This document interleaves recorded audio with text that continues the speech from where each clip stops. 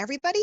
Okay. I pledge allegiance To the to the flag flag of the United States States of America, America, and to the republic for which Republic it stands, which it stands, one nation, one nation, under God, God, indivisible, indivisible, with liberty and liberty and justice for all. justice for all. Okay, good.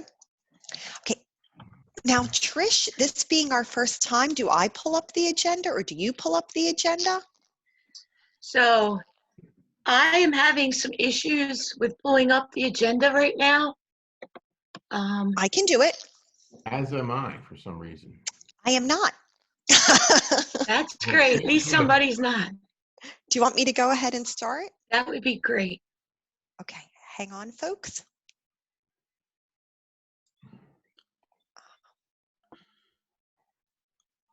Whoops, apologies. I have a few things open here.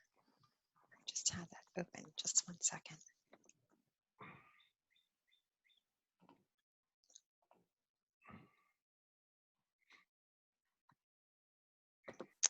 Maybe I spoke too soon. We always have the man behind the curtain. Ian, if you would be so kind as to pull up the agenda, please. Oh, that would be great because I just had it open, but I don't see it now. I know all the files I saved to pull up, I can only see one, so I'll be relying on Ian also. I thought I was going to be self-sufficient, but apparently not. Okay.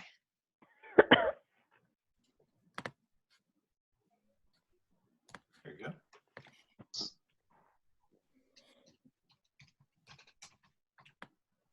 Okay, super.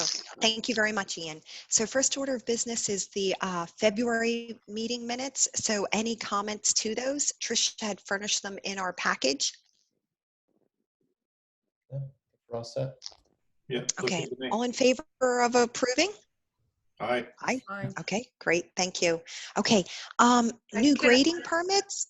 Can I just hold on here for a second? Because is everybody here? I can't see everybody, so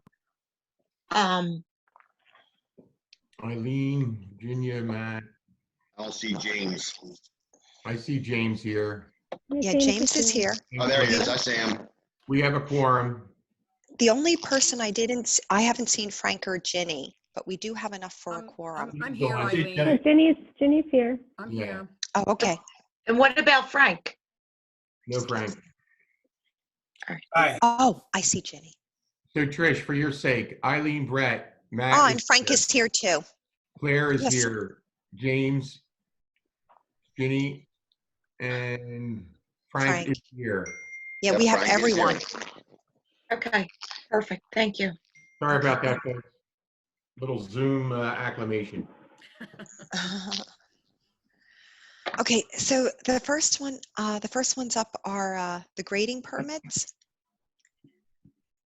So for this, do we have a resident that will be presenting this? So that would be Matt Paolino. Okay. Good evening, everyone. Can you hear me?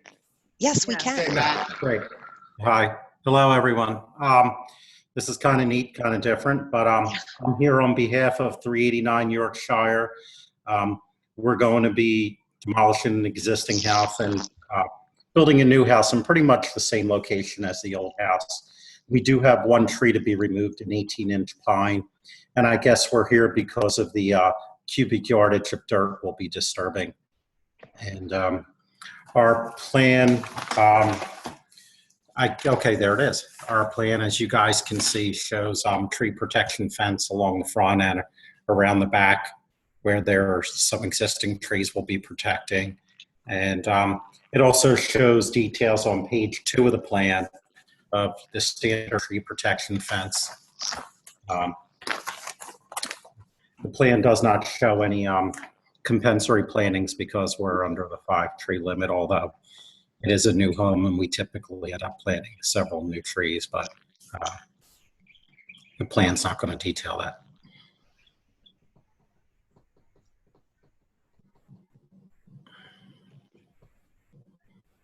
Madam Chairman, Matt Paolino is correct. The reason he's here is because of the amount of dirt. Yep. It wasn't really a tree issue, but that's the protocol, the ordinance. Yeah, yeah. So I think all we need to see is probably back on the first page with regards to the tree protection fencing and the egress pattern as to how you're going to get into the site and the work being done and just how close or far away you are from the existing trees. Okay, well, if I move my mouse, do you guys see it? Or no? Yes. Yes. Okay, so we will be coming in from the existing driveway that exists now, and then we show, that'll be our entrance. We have tree protection fencing shown across the front here and along down this side where there are some trees. There are no trees in this other area, the limit of disturbance. It shows a tire cleaner through this area here. In the backyard, we show tree protection fence across the back here. There are a couple trees right back here, and we really shouldn't be interfering with them much at all, or I can't see of any interference actually. And I'm sorry, was there another question maybe? Yeah, hey, No. Matt. Go ahead. Yeah. Matt, it's Matt Golis. Yes. I was at the site yesterday, and I just want to bring a few things in front of everyone here. The sweet gum that's identified is, the oak that's identified on the right-hand side of the property, if you're looking at the street, is Looking at the street. Yes. It says there, there's a sweet gum, and I just, wait a minute. All right, it looks like that is correct. It's identified as a sweet gum. The shade tree protection fencing is very tight to the tree, and I'm just wondering whether you couldn't extend the shade tree the protection fencing a little bit more, like in sort of a half circle or something. So you're talking about the 28-inch sweet gum. Yeah, okay, I see it. And we show the discharge pipe for the level spreader. We could show it, but we can make best efforts too. We don't want to definitely, there aren't a lot of trees on the property, and that's one of the nice ones along the street. So we don't want to do anything to harm it. Right. In reality, when we come through there to dig a pipe, that's a 10-foot wide level spreader. And most any machine we put in there is going to be at least 8 foot wide. Right. Just, I understand. I mean, whatever. I can tell you we'll make best efforts. We don't want to down that That's tree. fine with me. I think I'd be, calling illusion if I said, you know what I'm saying? Yeah. My other questions were the 18-inch pine that you're taking out is actually, it's a dead hemlock. It's not a viable tree. It's dead. There's another hemlock in front of the house that's being, it's a 14-inch hemlock in front. I don't know if you guys can see my cursor here, but it's over by the property gas service, property water service, property sand lateral area. Yeah, Okay. Matt, I can't see yours, so maybe if you can just even indicate whether you're down in the lower left-hand corner or upper right. If you're in the proposed house, it's on the left side looking toward the street in front. I think it's right around here. No, keep going. It's right. Yeah, keep going forward to the street. Just about there. Okay. There's 14-inch hemlock, and it's also dead. But Okay. the more significant thing, Matt, is in the back of the proposed house, where near the topsoil stockpile. Yes. There's a beautiful 27-inch magnolia with it's a 4-piece it's one tree with 4 sections to it, and it's in great shape.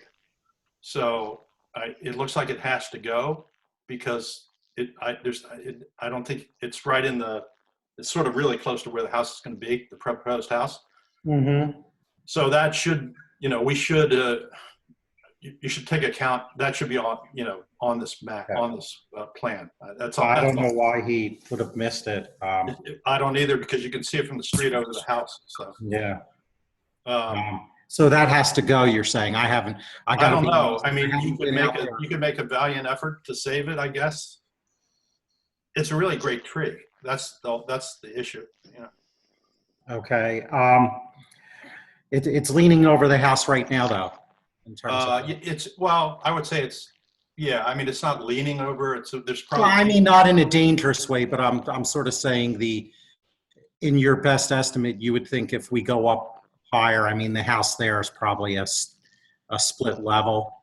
Yeah. Well, if we go up higher, we'd probably interfere with it as well. I think so. I mean, Yeah. I don't know how you don't cut some of the roots and stuff. So. Okay, well, But anyway, that should be taken into account on the plan. okay, yeah, we'll have to note that. I don't know why like I said, I don't know. Matt, maybe I can meet you over there and we can look at some preservation for that tree. Sure. The house, we can, I'm looking at yeah, Matt, I'll be glad to meet you there. That's, okay, that was John, right? Right. Yes. Yep. I'm sorry, yeah, okay. I was looking at Matt's picture, but John's voice, yeah. Yeah, I'd be glad to meet someone. If we can save it, we would. I mean, it sounds like a beautiful tree. Absolutely. And other than that, Matt, I mean, I think Okay. everything looks good. Okay. And John, I'm flexible to meet you, anytime. Anytime next week. Yeah. You pick the day, you pick the time, I'll meet you. I'll send you an email after the meeting. All right, thank you. Okay. Any questions from anyone else? One suggestion from James. Yeah, go ahead, James. I'm looking at the sweet gum. I just Googled it too. It's a nice tree. If you really want to save it, it looks like there's silk fencing going up between the tree and the seepage bed. Right there. Okay, yes. Why can't we move the tree protection up to there as well? Oh, we could do that. I mean, Yeah, sure. Because we're not driving over the silk fencing either way. I mean, so the answer is we could put the tree protection there. That's totally reasonable. Yeah, putting it where it's at now is, Yeah. we're going to protect it from mechanical on the trunk, but you're not going to Yeah. protect any roots. Yeah, I mean, because we're not going to be going on the other side of the silk fence theoretically anyway. I mean, conceivably someone could walk on it, but there's But not if you put that, room there. There's not going to be room there to do anything. yeah, if you put the tree protection right up against the silk fence, then nobody's going to go over it. Sure. That's all. Yeah, no, it's not easy enough. Everything else looks good. Okay. Any other questions? Okay, so I just want to be clear. So Matt and John, do you still need to meet given the discussion we just had on the sweet gum? Yeah, I'd like to meet to look at the magnolia to make sure we can preserve that, especially as a statue for sure. Okay, okay. And if we can't, Matt will follow up with a letter Well, we'll see. Yeah, well, with compensatory replacements. And if Well, it's there's just, we still would trigger replacements, would we? yeah, I don't think so, Not assuming with it's not a this. heritage and if it's just one tree.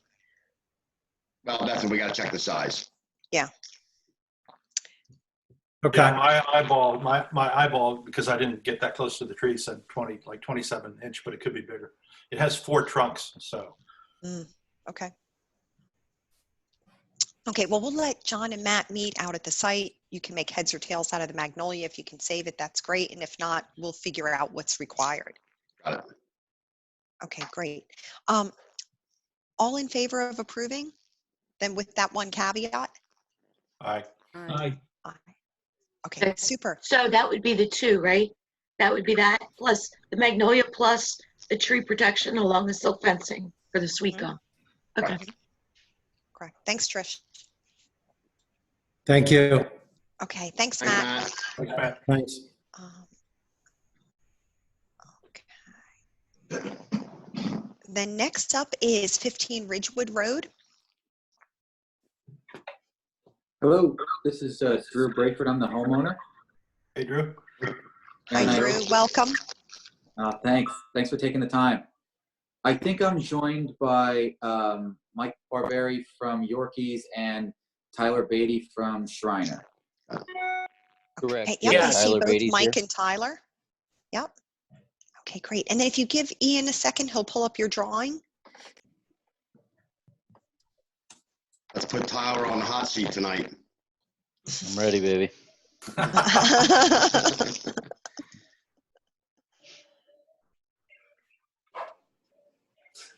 And this too, my understanding, is just the removal of dirt. No, excuse me. And one tree to be removed. In fact, one heritage tree to be removed. 34-inch oak. So if you That's can correct. just give us a brief overview of your project. I'm not sure if you've been here before, and then just kind of tell us, point out to us the tree you're taking out. If you can tell us why you're taking it out, we're always interested in protecting our heritage trees, what you're replacing it with, and then just anything about your egress pattern so we can understand how you're protecting other existing trees. Sure. So our proposal is to expand the driveway by 494 square feet, give us a little extra room on our driveway. And because of where we're going to expand the driveway, we were going to disrupt the root system of the tree. And so that's why we're asking for permission to take down the tree. Reason for it is it'll give us a little bit more room for turnaround in our driveway, but also give us a flat play space at the top of our property.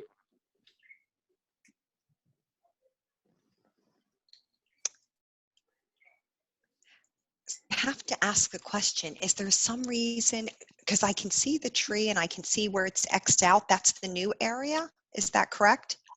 That's right. Yep. Okay. Is there some reason, like if you were to make that slightly more narrow, that you could save that tree? Is that considered? It was. Tyler, what's the condition of this tree, Tyler? The tree's in fair health. We've pruned it a good number of times, taken dead limbs out of it, but it's still in fair health. What's it, is it a pin oak, Parker's plasters, or what is it? Correct, pin oak. Yeah. Yep.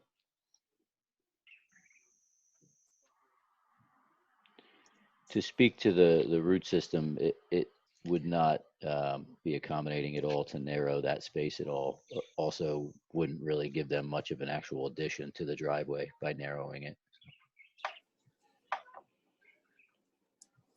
I tend to believe that the notion of the tree is a lot broader than what's being shown here. So I'm sure it's impeding probably, what's the spread of the tree? Probably 45 feet, Tyler? Every bit of that, yeah. It's got a good canopy on it. It's the root system right now is almost up against the existing blacktop, so it's almost like that tree's a little further over towards the existing driveway.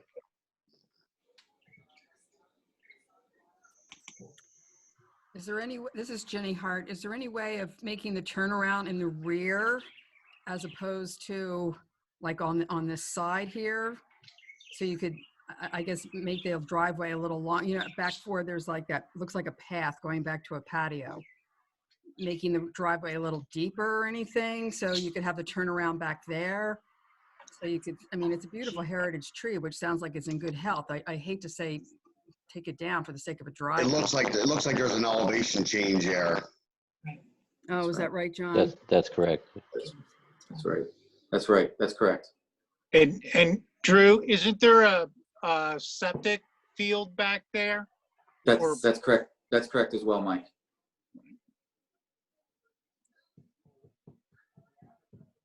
Matt here. So when I was at the site yesterday, since I've surveyed about 3,500 trees, I was looking at this tree and I didn't have my stick, but it looked more like a 28, 29 to me than a 34.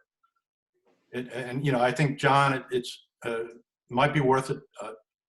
You know, a real hard measurement on it. I know the Shriner crew probably did this, or maybe they know what it is, and maybe I'm just wrong, but it just didn't look 34 to me. So I don't know whether that means anything in this conversation, but I'm just putting it out there.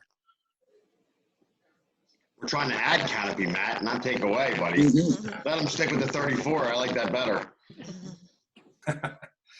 So Tyler, did you put a DVH tape on it, or was just a guesstimate on there? I did, yeah. I knew what conversation we were getting into when we were looking at the tree, so I measured it. Yeah. Okay.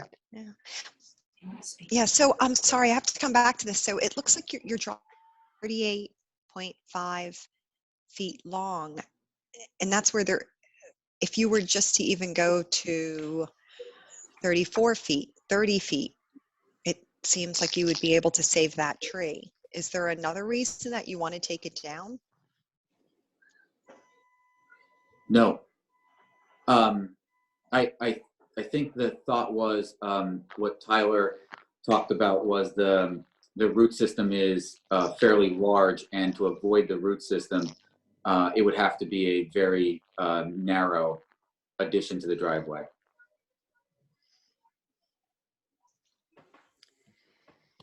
Tyler, this is Jenny Hart again. Is there any way that you could just go ahead and put the driveway in and see if the tree can make it on its own merit, as opposed to just automatically taking it down and assuming that it won't make it? I think it would be a structural risk to the house at that point. You'd be removing structural roots to get the driveway in. You're just not coming up with any good answers for me, Tyler. Yeah, Yeah. well,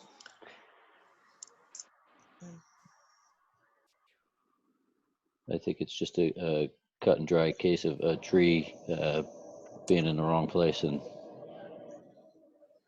Does anybody know what the grade change is on from the driveway to the base of the tree? Let me see if I can look that up. I know we were. I'm looking at it on Google Earth, and I can't tell the contour. The driveway near there's about a 440.5.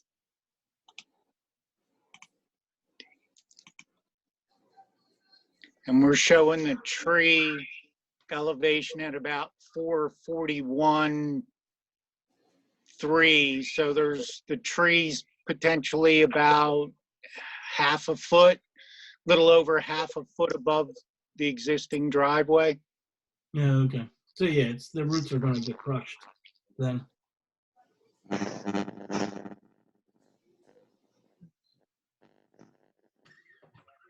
Okay, and can you show us the required tree replacements, where they are?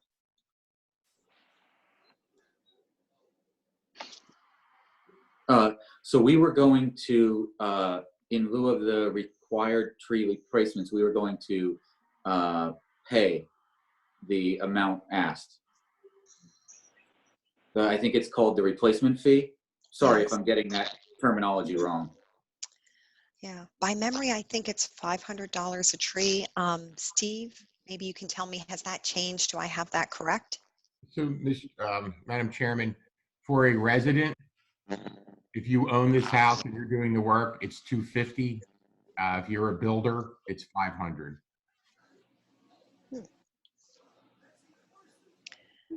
Okay, so that would be then $1,500 for 6 trees. Correct. And that check you would make that check out to Radnor Township, and you would put tree fund in the memo portion, and you would address it to Trish Sherwin at Radnor Township, and she'll make sure it goes to finance and gets placed in the shade tree fund, for disbursement later by the Shade Tree Commission.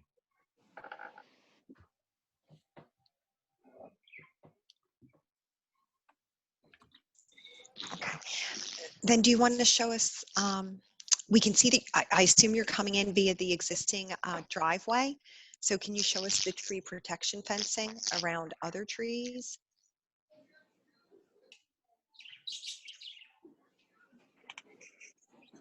Mike, can you? Yeah, it should be shown on the plan. there's a tree as you're coming, I'll say, entering the property. On the right-hand side, there's a 8-inch oak that we're showing tree protection around. And also just off-site on the adjoining property, there's a 6-inch oak and a 16-inch oak that we're showing tree protection around also. And they're kind of between where the proposed driveway is and over to the plan left of there where those boxes are. I believe the tree protection is a line with a square in it. Yep, and they're kind of semicircular. Mhm. Yes, that's correct. Okay, yeah, that's good. I don't see any other trees around there, around the construction area. So that looks okay. Other questions from folks on the Shade Tree Committee?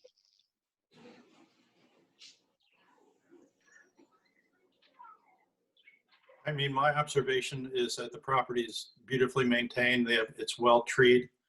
To me, it seems like a win-win, you know, for the shade tree fund and for the property owner to take the tree.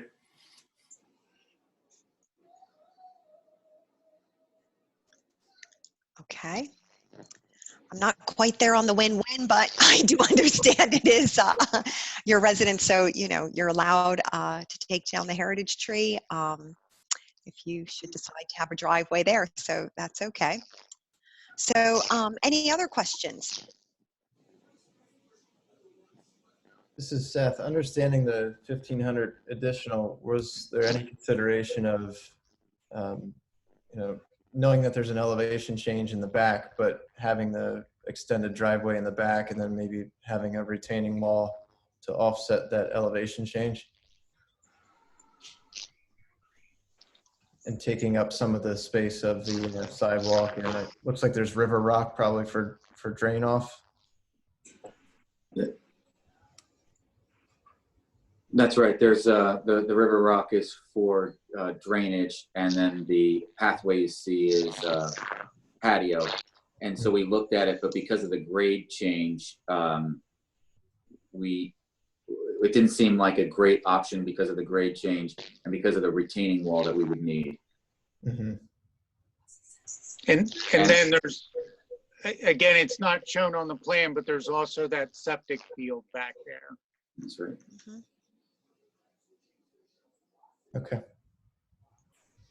Yeah, I hate to see that tree go, only because, you know, what's the saying? You know, you should have, if you wanted a tree somewhere, you should have planted it 30 years ago. So once it's gone, it's gone, you know, so just making sure that that's been thought through. Hate to see a nice, healthy tree go.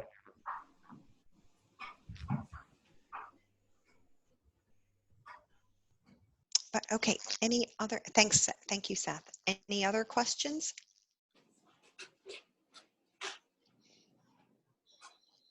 Okay, so I think I would motion that we move to approve with the caveat that, you know, it's a shame to see the tree go, but you being the resident and the owner, it's perfectly well within your right, and we appreciate at least the $1,500 contribution to help restore the tree canopy. So with that being said, all in favor? Aye. Aye. Great. Thank you. Thank you. Yep. Okay. Was that all unanimous?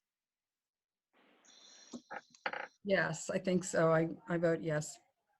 Thank you. Did we So lose now- James? I don't see it. Oh, no, we have him. I'm sorry, did someone say something? Oh, I was just asking if we lost James, but I see him. Oh, okay. Oh, yeah, I'm looking at the other screen, sorry. Okay, so 117 Radnor Chester Road.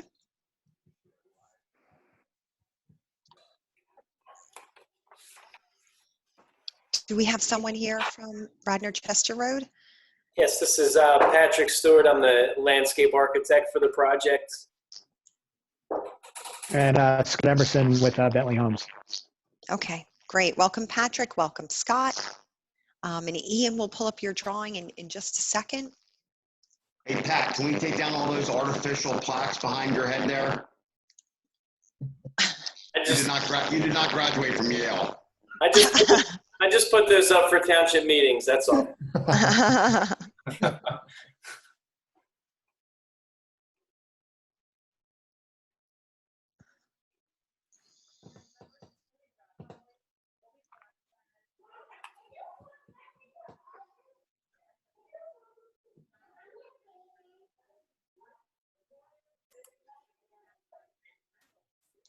So Ian, can you make that a little bit larger?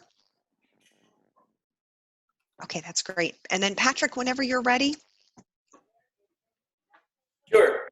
So I don't know if in that package you have our township landscape plan that kind of shows the houses and the proposed landscaping that we're putting back. It's That'd probably be sheet 11. sheet 11.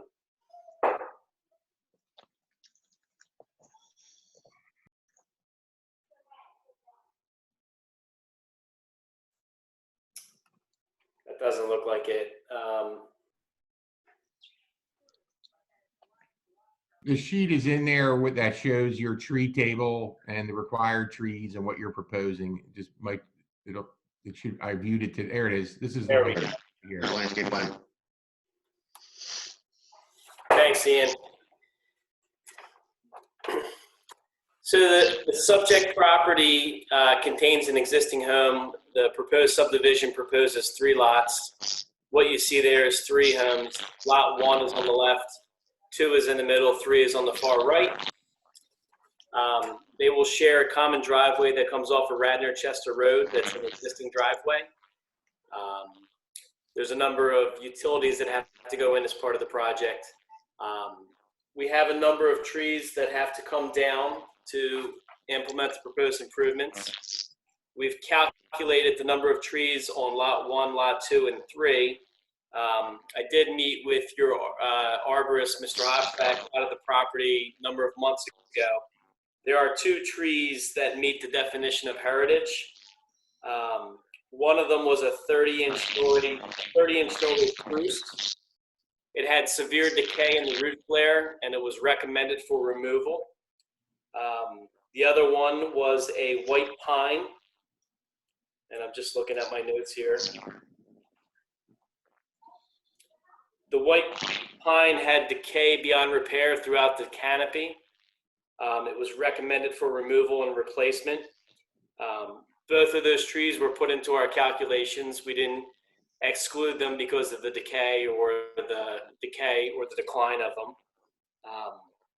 Basically, when you looked at lot 1, 2, and 3, we have a total of 33 replacement trees that are required. And what we proposed to do was we added 6 canopy trees. They were a combination of hackberry, sweet gum, and white oak. And we had 12 evergreen trees proposed. And we were using Native American holly and a few Norway spruce. And then the remainder, we were proposing 45 native whips. And as you can see, they're a little circle with 2 letters in them around the top of the sheet and to the bottom right-hand corner of the sheet. And what we were proposing is using American hornbeam, shagbark hickory, American beech, white oak, and sassafras as a number 3 container whip with deer protection fencing. It's hard to see it on this plan because it's just black and white, but there's some existing mature trees on the property to the rear and to the bottom right-hand corner that we do not need to touch. And so when I met with Mr. Hochbeck, the thought was, why not try to reestablish a woodland in those areas? There's severe inundation of porcelain berry and other invasives in the ground plane that would be cleared out. And then we could underplant those trees with native whips that would grow up and recreate a woodland. I think the trail extension is proposed to the right of the property. So it would really be a nice buffer for the homeowners if that woodland could be restored. And there's some beautiful sassafras back there. There's a lot of ash on the property. There's a lot of Norway maple. which, we all know are invasive. The Asher, their days are numbered, unfortunately.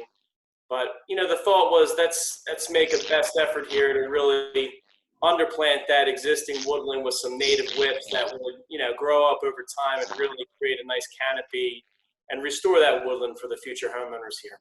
Actually, me and Mr. Rossini were talking about this project today. Steve, is the trail going back there? Yeah, I mean, I have another question for Patrick and for Mr. Emerson. So Ian, if you could slide that plan a little bit to the right where we can see their tree calculation, right? So you're proposing 18 trees. The ordinance would say 33. So I guess in lieu of 15 trees, you're proposing the 45 native whips. That's correct, Steve. That's correct. So my question to Mr. Emerson and to you, I understand the use of the whips and I understand their survivability. But when Mr. Emerson and I and some other folks met, there was a lot of consternation about this development in the neighborhood. And I had asked, Mr. Emerson to think about actually increasing the required plantings to help further buffer the development from his neighbors. And what I'm seeing is instead of getting the 33 trees, we're going to get 18 and the 45 native whips. So my question is, what is the reasoning behind not planting the 15 trees? Well, I think, Steve, when we add it all up, it's 63 trees total. So it's almost double what would be required. But a whip is not a 2.5-inch caliper tree. Yeah. A whip is the size of my finger at best, and versus a 2.5-inch caliper tree. Understood. The issue would be if we're putting in 2.5, 3-inch caliper trees in an area where there's existing woodland, we would be doing substantial root disturbance to mature trees, which we're really trying to avoid. A whip planting. Other places, I mean, I'm looking at possibly other places on the lots that those trees could be planted, because or you could always donate. If you can't fit it on the lot. It would be $7,500 to the Shade Tree Fund if you wish to donate. But I would really, and this is just from your engineer's standpoint, I don't represent the Shade Tree Commission.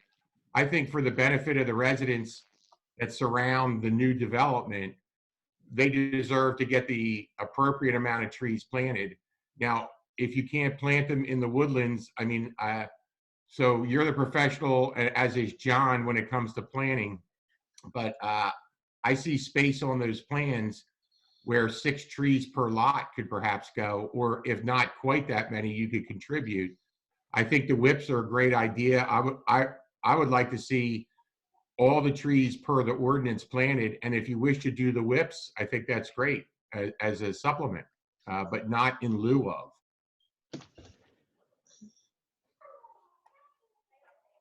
It's Matt here. I agree with Steve. Just so you folks know, Planning Commission approved this plan with a couple caveats. One was that they were coming before us. But I think that there's a lot of smaller understory ornamental trees that could be used if space is limited. Dogwoods, Cercis canadensis, native redbud, shadblow, jack maples, decorative cutleaf, halaceas, silver bells. So I think there's a lot of, there's some options here beyond just doing this whip planning. And I think our ordinance call is pretty strict about, 2 to 2.5 inch diameter replacements. So it seems like, I feel a little bit like we're like calling an audible on the ordinance here with the whips.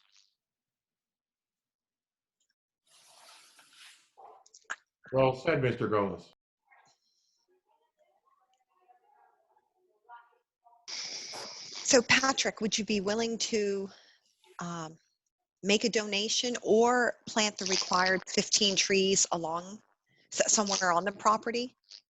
So the request is to plant 30 less trees in whips and to put them in as understory trees. So we would be 30 less trees on the property at the end of the day. I think it's up to you. We're Okay. perfectly in favor. Let me just clarify. We're in favor of the whips. If you want to plant them, that sounds great. Sounds like a lovely wooded area. It just wouldn't meet the requirement. So you can, what you want to do with the whips is totally up to you. That's optional.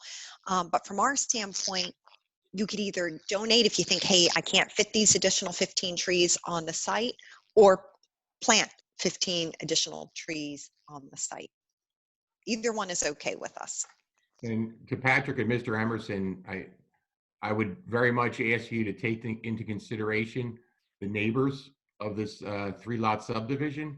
So if you can plant them on the site, which will help buffer the area, I think that would be great. So Ms. Brett is only asking and stating what's in the ordinance. There's no whip replacement in the ordinance. So you make it sound like we're losing all these trees. I think it would be well within Mr. Bentley and Mr. Emerson's purview to meet the ordinance and plant the whip. If they're that concerned about the understory, I think that would be great.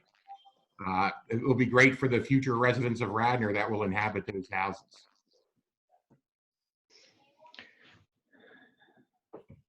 Yeah. Okay. I mean, we were trying to, add a little extra, but I think what I'm hearing from the township is that they don't, we'll meet the ordinance. If that's Yeah, and how the township wants to go. We're trying to do a little bit more, but that's fine. We'll meet the ordinance. Yeah, and the reason is because as the township, we look at it as tree canopy. So that's why the whip is, so small in diameter that it's not the same as the tree canopy as starting out with a tree that's 2.5 inches. That's why.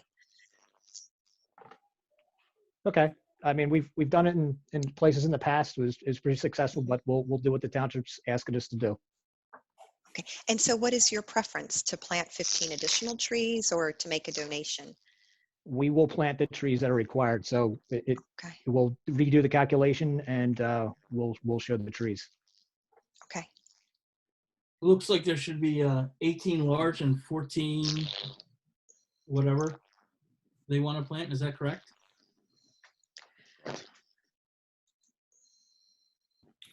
I believe that's correct. I mean, would you be open to considering more understory trees if they meet the caliper size in lieu of the large canopy trees?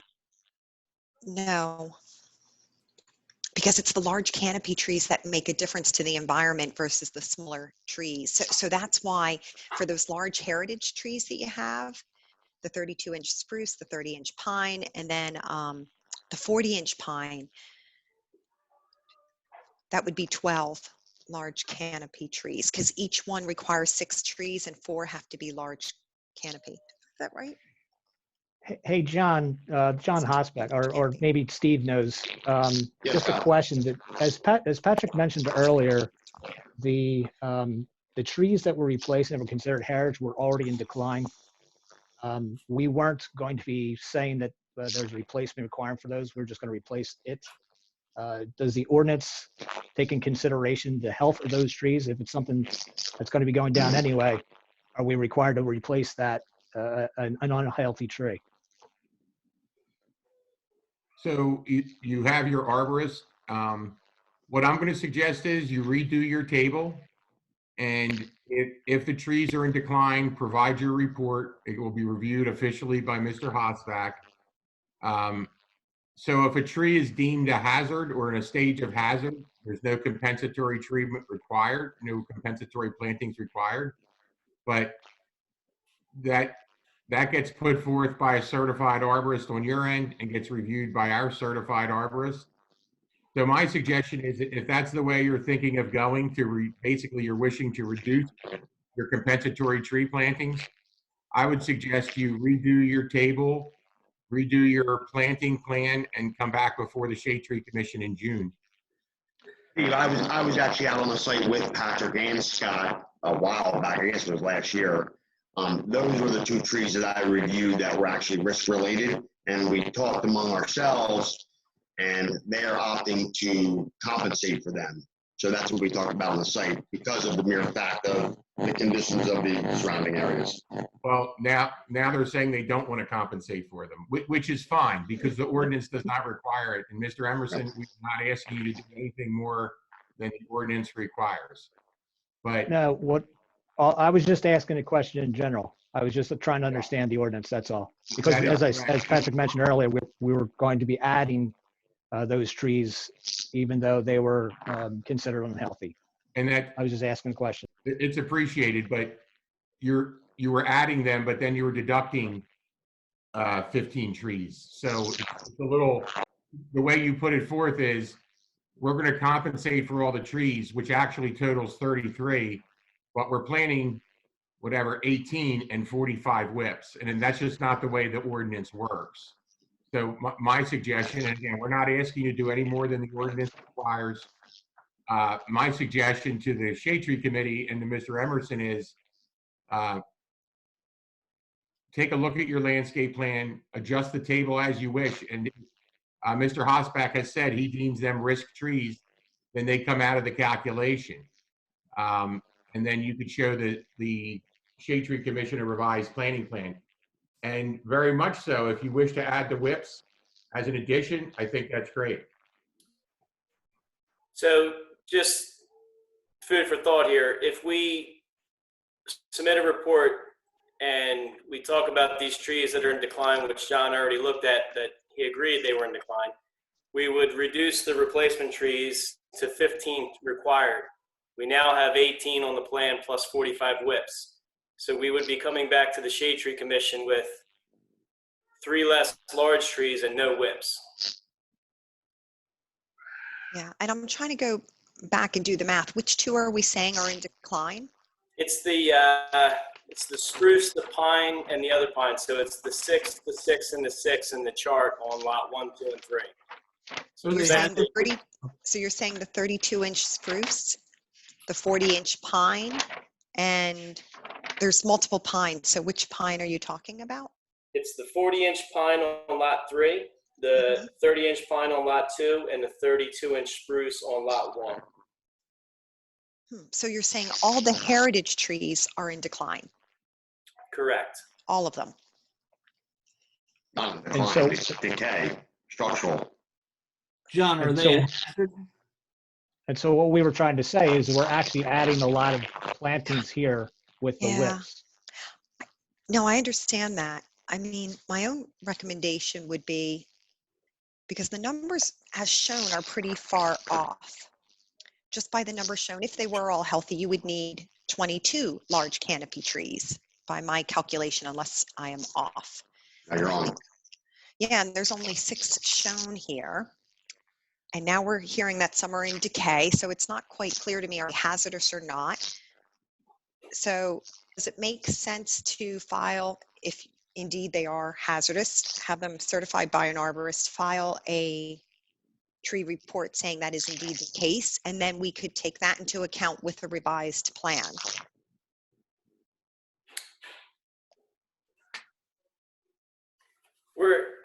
I'll let Scott chime in. I mean, what I'm saying to you is if we go through those motions, which Scott can say yes or no on that, we'd actually come back to you with a plan with much less trees on it, because when you look at the calculations on the left, the 3 6s on lot 1, 2, and 3 come out of that chart. So we would be left with 15 required replacement trees total. 12 would have to be large canopy, which is even more than what you're showing here now. Some of them would have to be large canopy, correct. Yeah. So yes, some of them would have to be large canopy. For where we have a 3, we'd have to have 2 large canopies. That's correct. So it's not exactly that we'd have 15 large canopy, but it would probably be like around 7 or 8. It would be 12, I think, or sorry, 10. The way I count it, 10. I'm counting that right. So John, when you say they're in decay, are they hazardous? Is this a tree that could be pruned? The heritage? No, these are trees that have structural issues. There was root decay I don't have my notes on every specific tree here. The one pine tree where the codominant leaders were, there was a lot of decay. We looked through it through binoculars, and that was their concern, and that's why they called me out to the site. And then the spruce, I believe, had some major root decay, some structural issues on the north side of the tree, I believe. So the trees obviously haven't been maintained. There was a lot of issues. They reached their longevity and were failing. However, Patrick, stated on the site that he would like to compensate for these trees just because of what's going on with this development and trying to, restore the benefits from these 3 trees.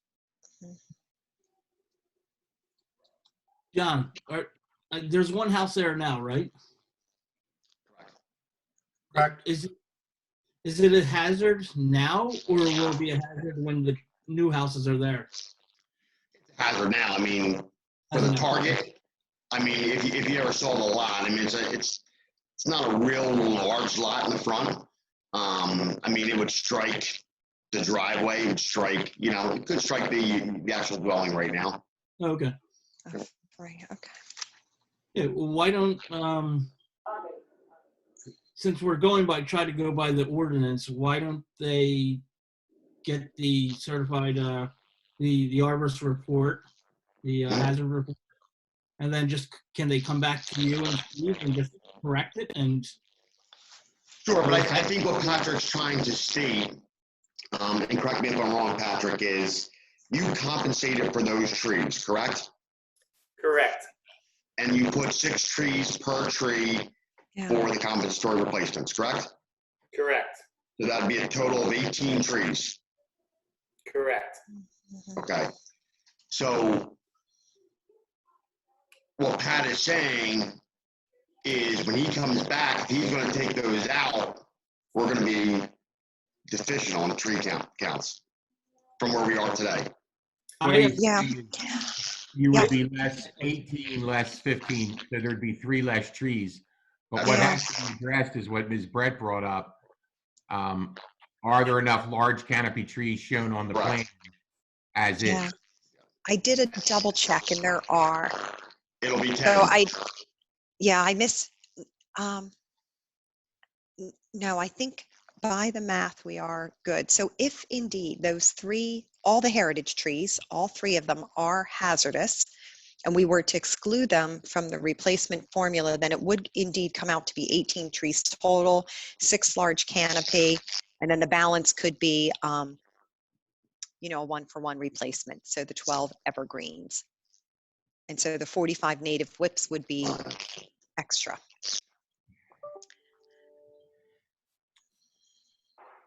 So I guess to my fellow Shade Tree Committee folks, how do you want to proceed? I just had one quick question. This is probably a question for John or Matt. Patrick mentions they're putting in whips in lieu of 2 to 2.5 inch DBH trees to not disturb the current root system of the other trees that are currently there that they would be the undergrowth of. Once those whips mature, is there going to be any overcrowding concerns where they may impact the existing trees that are there?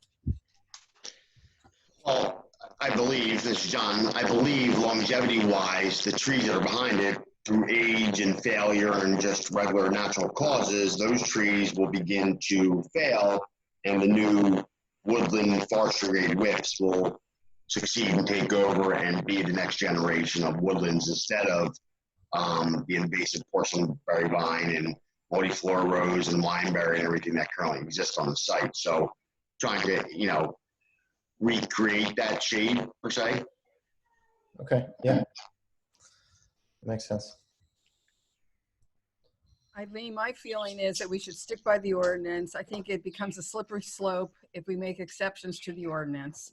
And the ordinance is there for a reason. So I think we just follow it to the letter of the law with it. I concur. Okay. Yeah, I agree as well. I mean, we just had somebody that we told they have to pay $1,500. They could have just done 6 whips.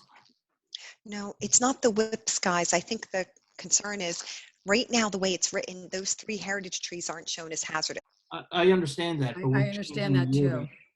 wording. So the question on the table is, we can have them come back a month from now and say they're hazardous, show us the report.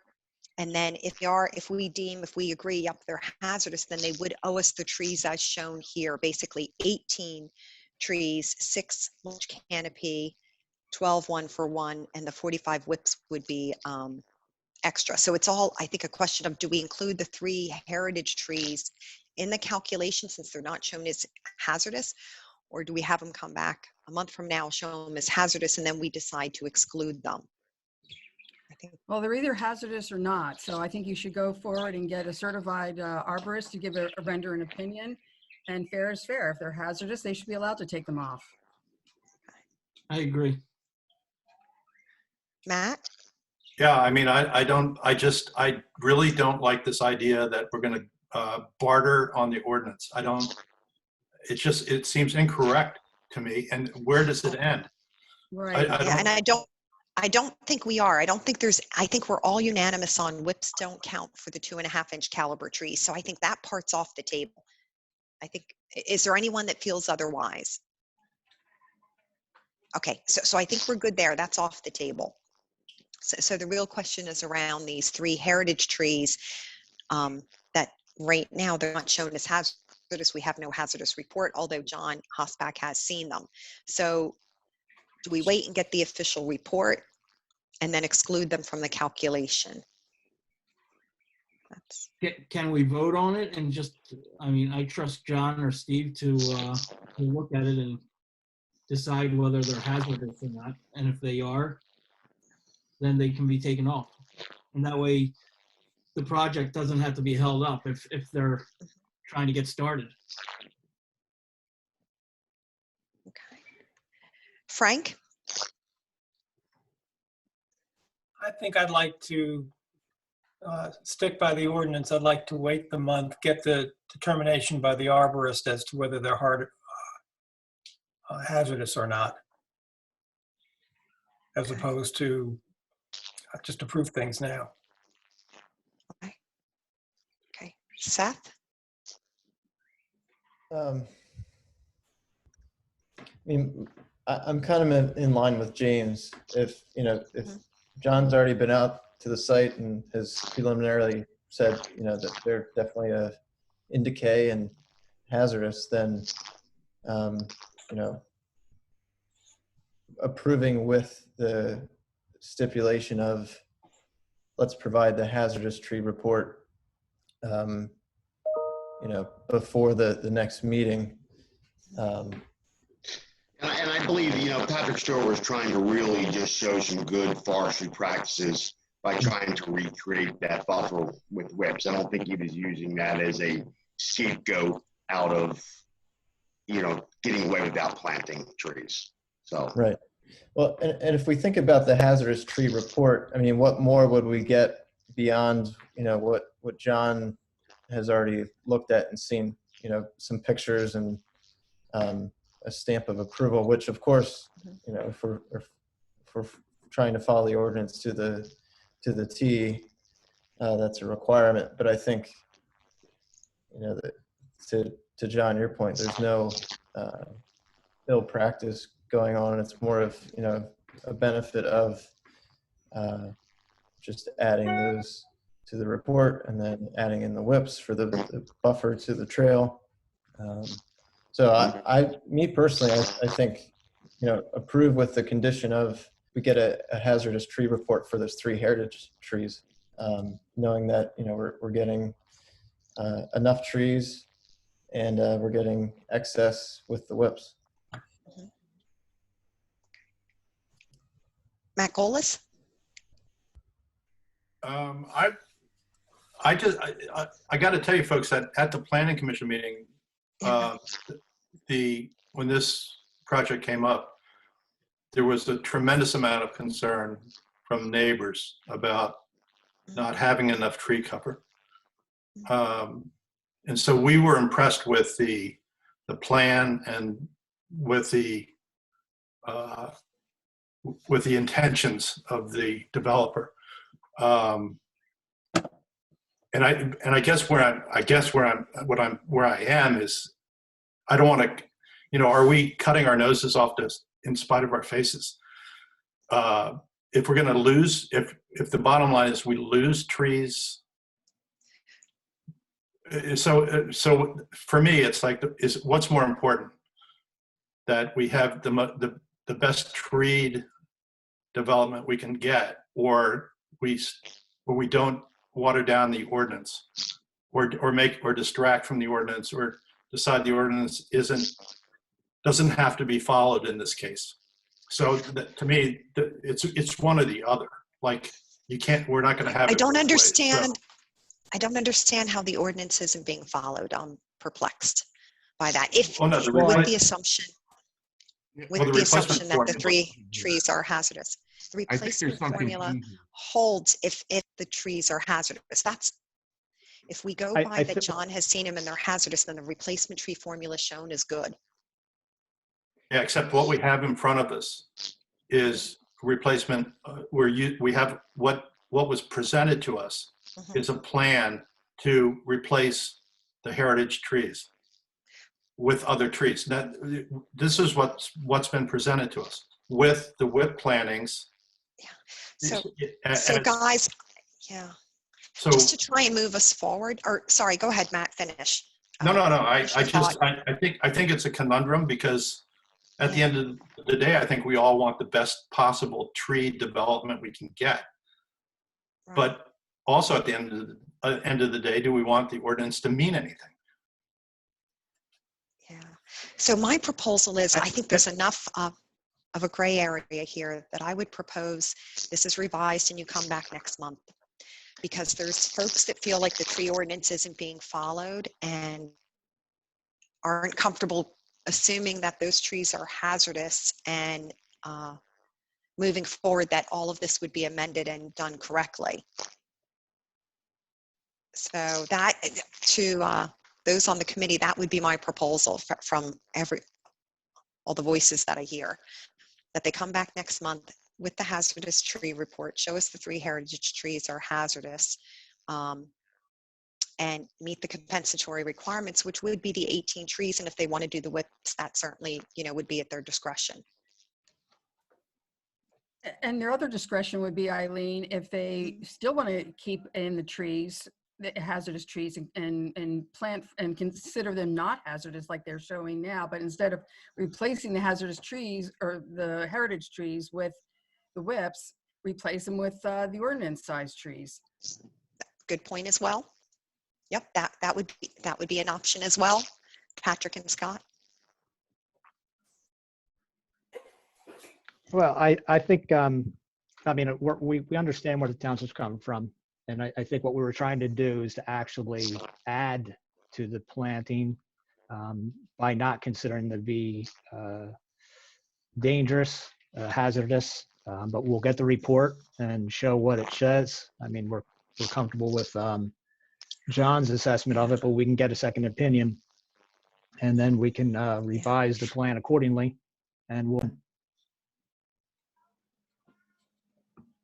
Yeah, I think that would be best, because as shown right now, it doesn't meet the ordinance, and there's a lot of caveats. So if you can come back next month with a clean plan, I think that would be great. And if you should decide that the trees are indeed hazardous, to Ginny's comment, and want to replace them with environment trees, that's great. That would be at your discretion. And then we can approve it. Is everyone in favor of that? Yeah. Yes. Yes. Sure. Okay. Yes. Okay, it sounds unanimous. So thank you for bearing with us as we worked through that conversation. No problem. Thank you for your time. Okay, thanks, Patrick. Thank you, Scott. Thank you. Okay. Super. Okay, that's it for the resident proposals, I believe. Let me check.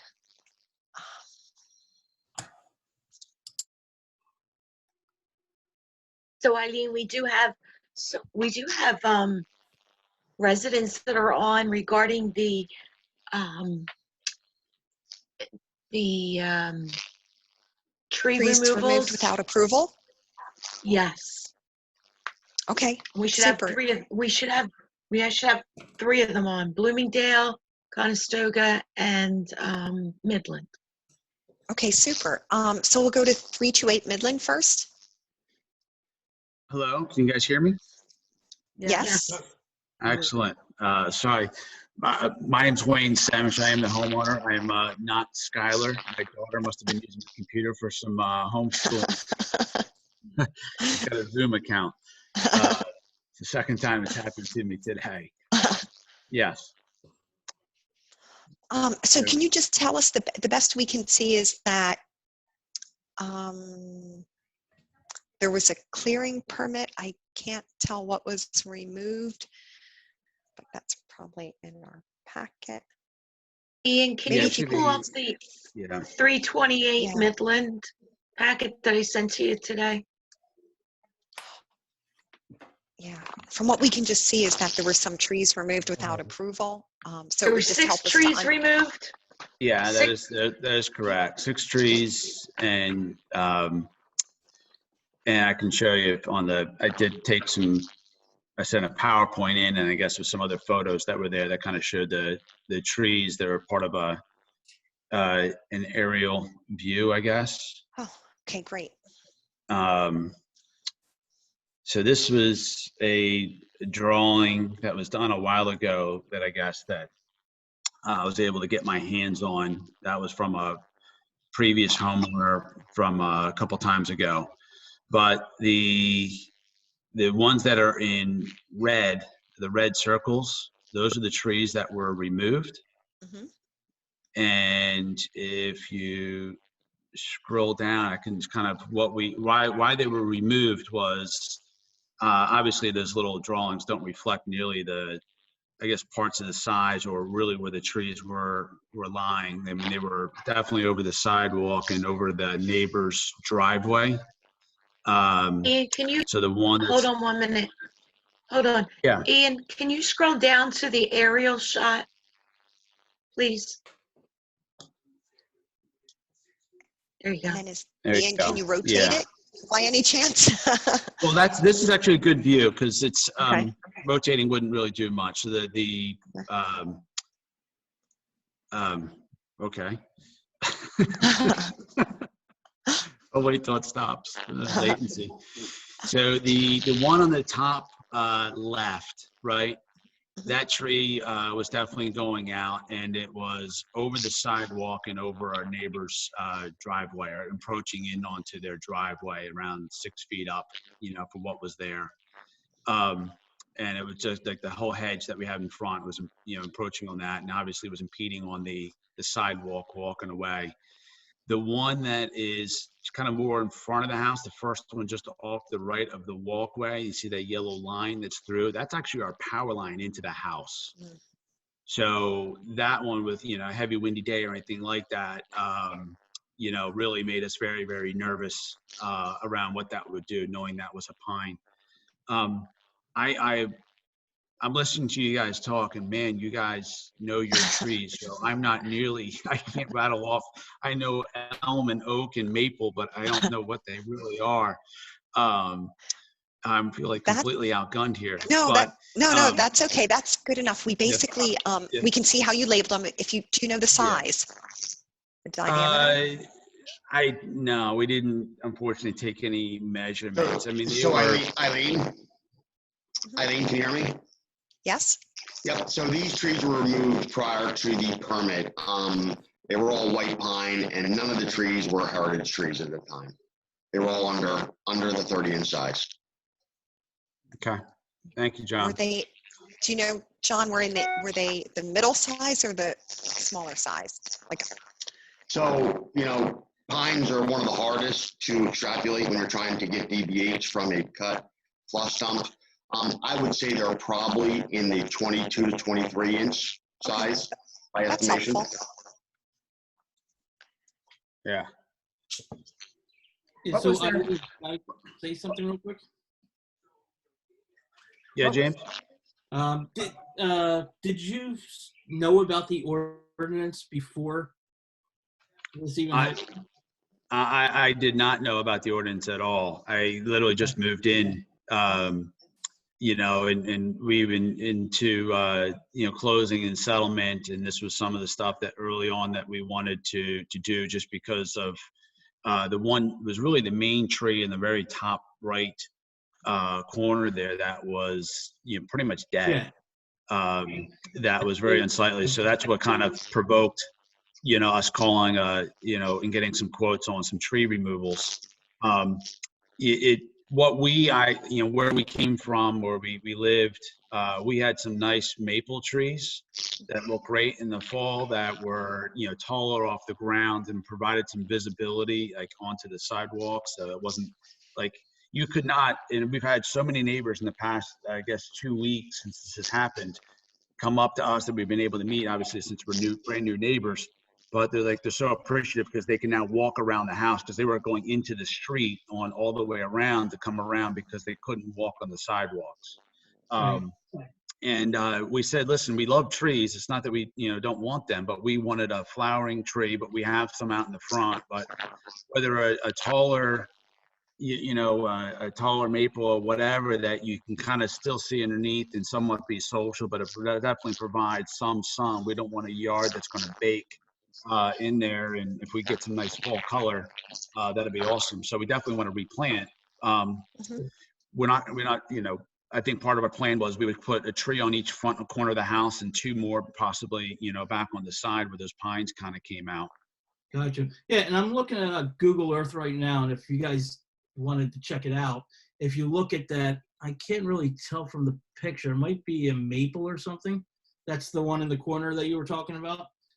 You can the see top corner that was dead. Yeah, you can see a rotten decay from Google Earth, and you can see it at the first branch coming out on the left-hand side as well. So that would have definitely been a hazard tree. Trish, who is the contractor? I was Mr. Tree. Yeah. So in my opinion, the tree was hazardous. If the homeowner had known about the ordinance, hopefully you would have got a hazard report. But otherwise, even with the other 5 trees, as long as they're not heritage, then he had every right to take them down. That's just my opinion. And by the ordinance, he would have done nothing wrong at that point. Okay. So, in my opinion, I don't know what, for whatever we're here for, but I would make a motion to just maybe ask the homeowner to hopefully plant in the to replace some of these. But if he had done the ordinance, he probably would have gone ahead, got the hazard report, and taken down the other 5 trees, and it would have been in his right. Thank you. Well, it was one of the reasons I was actually somewhat interested to attend this meeting, because I do have a conversation with a landscape architect and designer to help us replant a lot of the front and the other areas. But, we do know that we're in a lower water table or high water table, excuse me. I was looking for a recommendation for the type of trees that would be nice in the fall and provide a taller tree that, we can still see. It doesn't block our view necessarily to the tree, to the street, that I can see over our hedge, and I can keep trimmed up about 8 feet off the ground. So if that's an oak or a maple, or again, I'm not that extensive in my knowledge, but something that's easy to maintain. I would definitely stop by, or I'm sure if John's in the area, he could probably help you out if that's okay. Yeah, I was going to him. text John. Yeah.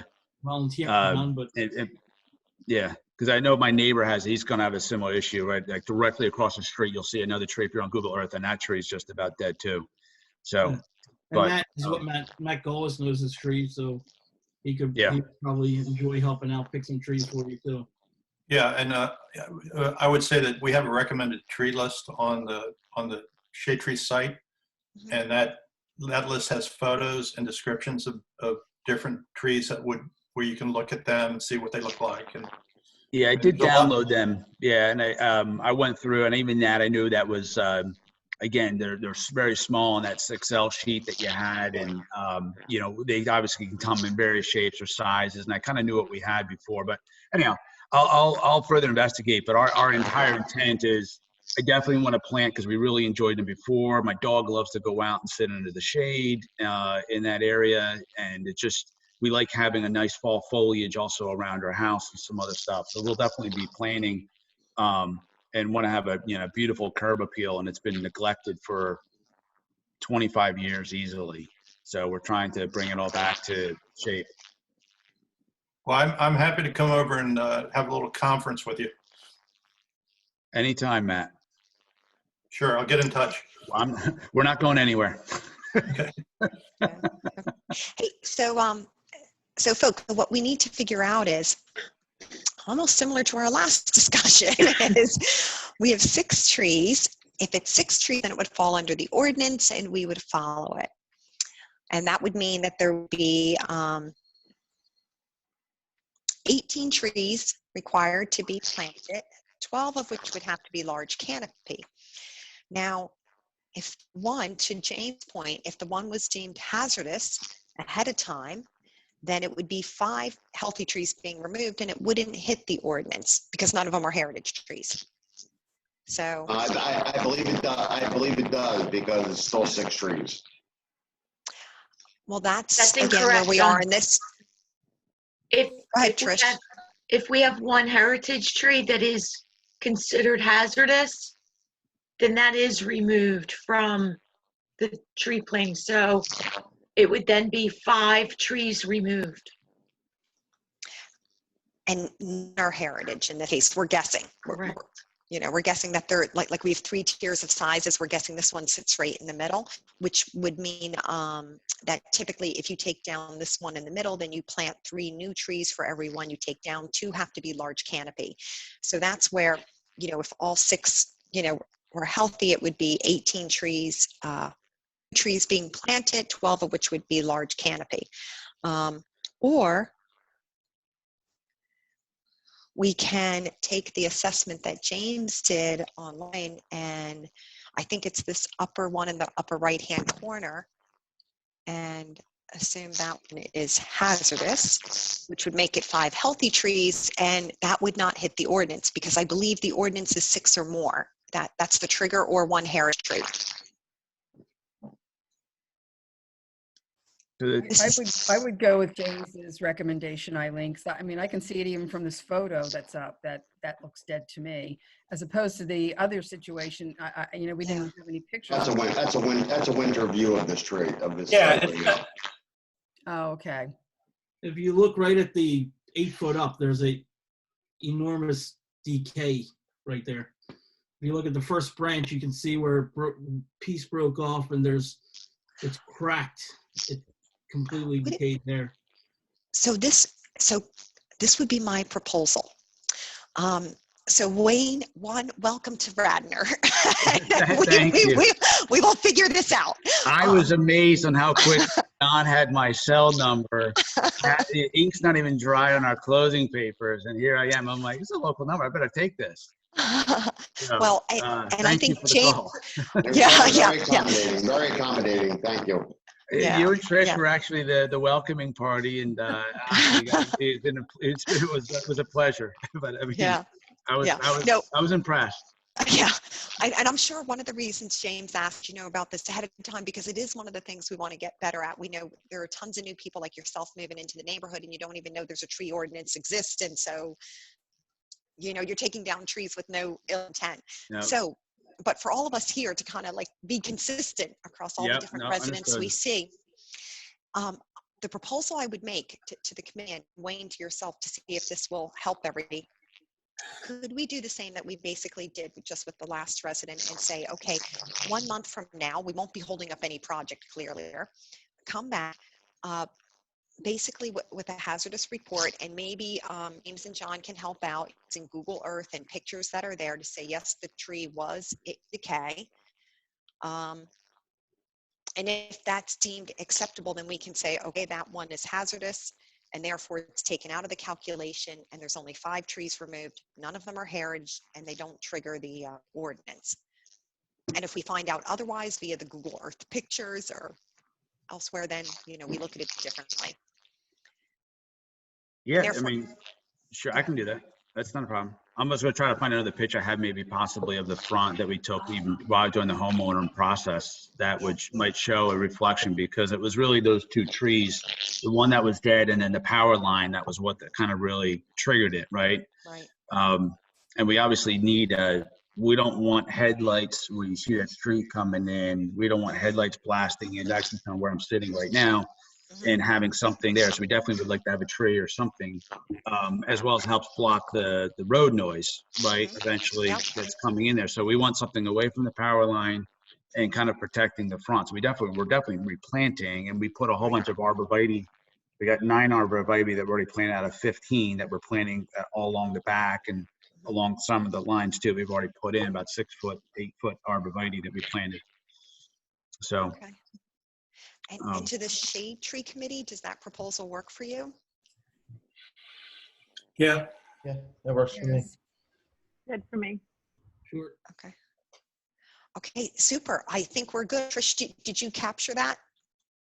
Yeah, I just have a question though. If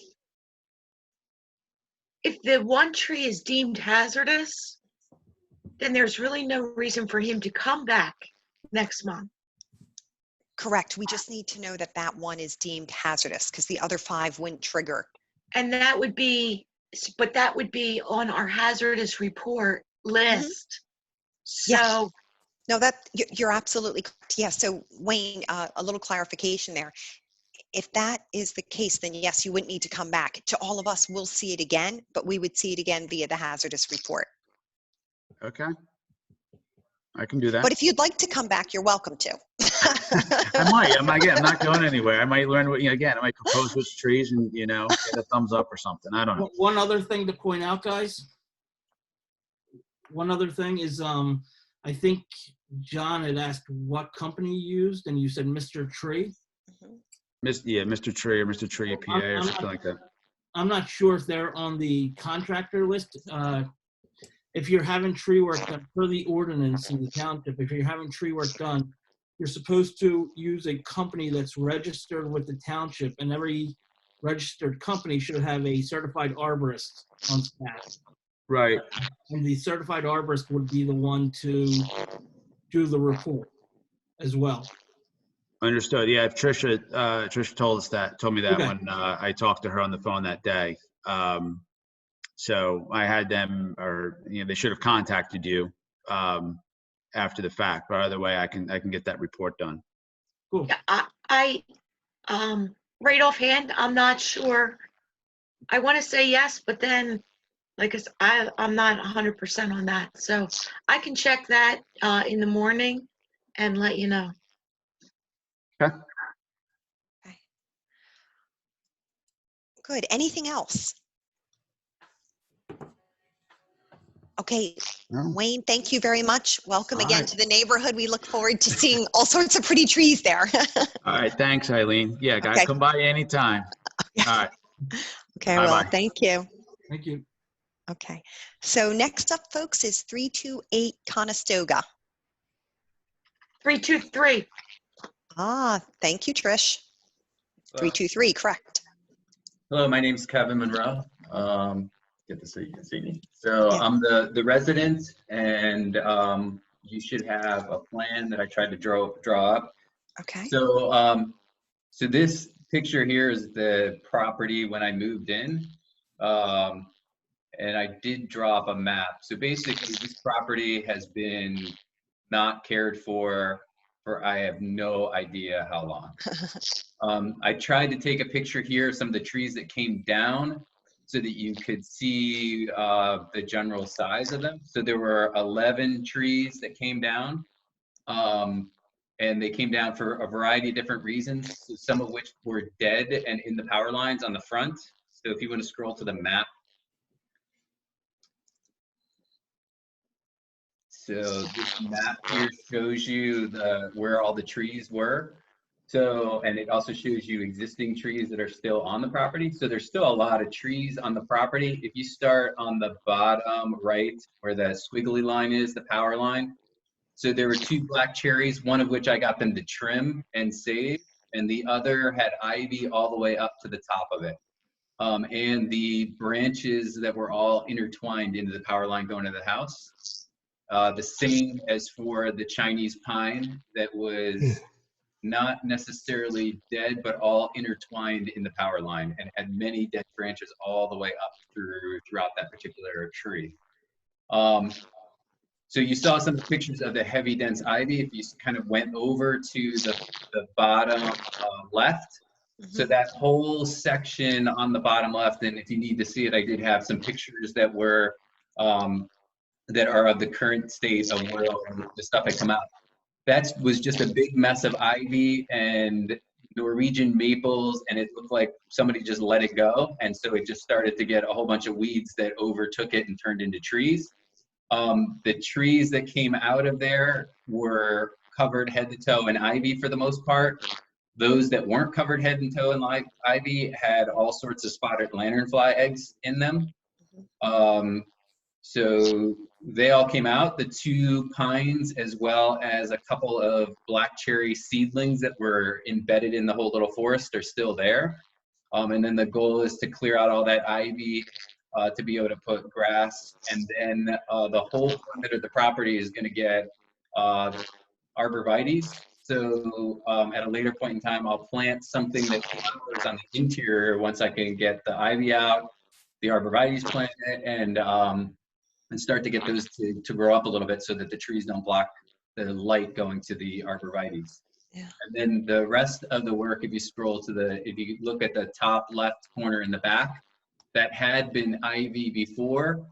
The Norwegian maple M11, that one was the most grossly infested with spotted lanternflies, head to toe, all over the place on the whole entire tree. The hemlock probably didn't necessarily need to go, but then it was just going to be a lone hemlock that was impeding the ability to smooth the grass to be able to cut with the lawnmower, because there's a hill that was bumped up against that. And it did have a lot of dead branches on it. And then M9, that Norwegian maple, had been the source, had been taken over by a brush fire that was below it, and the whole half of it was burned, and the half of the tree wasn't even coming up with leaves, and the other half had a tiny bit of leaves on it. So that's why that came out. I tried to estimate all of the sizes. If you want to scroll up a little bit so you can see the top part, where all the trees are, the dead, and where they were. So between spotted lanternflies, covered in ivy and dead, and then the sizes, I estimated the sizes based off the 4.5-foot height to what the trees look like compared to the Norwegian maples that are still remaining on the property, as well as the other similar trees that were there. So that's what I got as an estimate for them. None of them qualified as a heritage.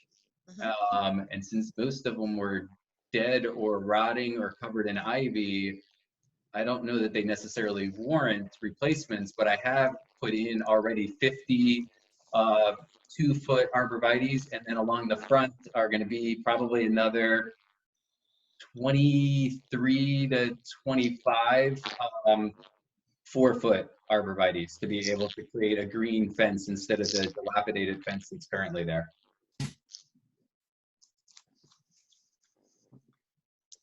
So if you need more info, I mean, I got plenty of more info about what's going on here, but I don't know if that covers the needs from what you guys have. It's a very unique presentation, but it basically covers what we would look for: the number of the tree, the size of the tree, and the type of the tree. So what I can see is that 11 trees were removed. All of them, let's say, under 18 inches or less. So therefore, that would be a 1-for-1 replacement. None of them have to be large canopy. So the arborvitae would qualify, I believe, but let me open it up for questions. Any questions from anybody on the committee? Same thing. Did you say they were all dead, the ones you took down? At least 9 of them were dead. 2 of them might not have been dead, but Well, I take that back. So a couple of them that weren't dead were covered in spotted lanternflies. I don't know what I was supposed to do with that. And then the remaining were dead. So between the spotted lanternflies, the ivy, and them being dead, pretty much covered everything except that hemlock that was in the back. Well, spotted lanternfly doesn't constitute a hazard or risk. Yeah. Oh, But okay. So then yeah, I guess I've got I guess I have 3 trees then that didn't include ivy and would qualify as being 2.5 inches. healthy. Yeah. This is a tough one for me because I can't really tell what was dead, what wasn't from any pictures, and just having ivy on a tree doesn't qualify as being a hazard either. That can be fixed, but if there was some way, if you had an estimate saying you had removed 9 dead trees, I'm just trying to stay on the same plane. Oh, yeah, just let me jump in here for a second. So, Kevin, I mean, you're very accommodating. I appreciate it. You know, one thing that I did ask for that I still do not see here is a letter from a certified arborist stating whether or not these trees were a risk, dead, dying. Anthony's, who does work in the township, knows very much about our ordinance. He does a lot of work in the township. He does a lot of work in other townships that have ordinances. So unfortunately, that should have been done. But to this day, I'm still asking for a certified arborist from Anthony's to prove in some sort of aspect that these trees were dead, dying, diseased, or risk related. I know this is your summary of what you saw, and it's great, and we appreciate it. Yes, there was ivy on trees.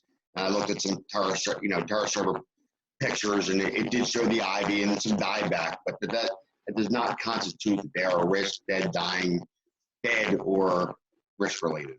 I mean, the ivy was all the way to the top of the tree. Like, no, totally understand, but that our ordinance doesn't read that way. That they weren't dead? I mean, so I know you told me that I needed to get Anthony to do this. So first off, I didn't know that there was a shade tree commission or an ordinance. Yep. Anthony's did work for my neighbor, the neighbor right next door. That's how I got him. So I would have no idea that they weren't qualified to do work in the township. And then you guys had a call from a neighbor, from what I understand, that said, asked about the permit. So in the middle of the project, you had them stopped. So now I have stumps all over the place. Had I known that there was the Shade Tree Commission or the ordinance or anything else, I would have cut down 5 trees.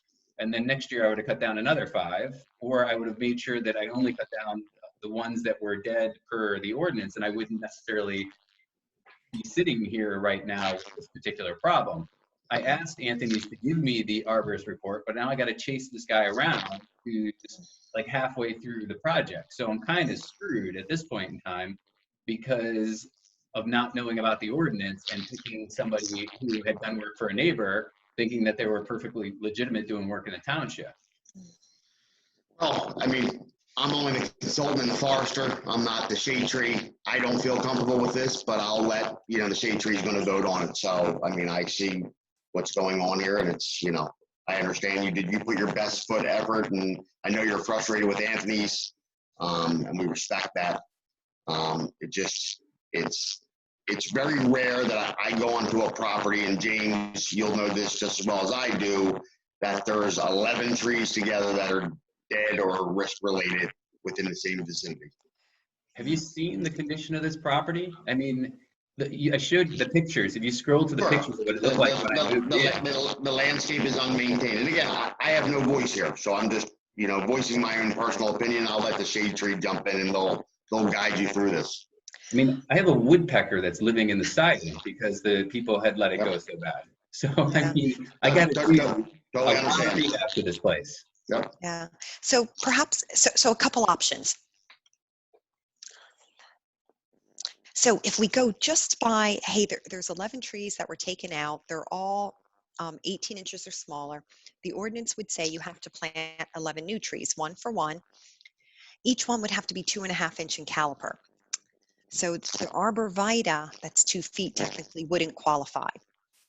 So the other option, option 2 would be you could, for every tree you don't want to plant, let's say out of 11, because you did mention that you wanted to plant like a small flowering tree, that would be fine, that you would make a donation of $250 for the trees that you don't plant.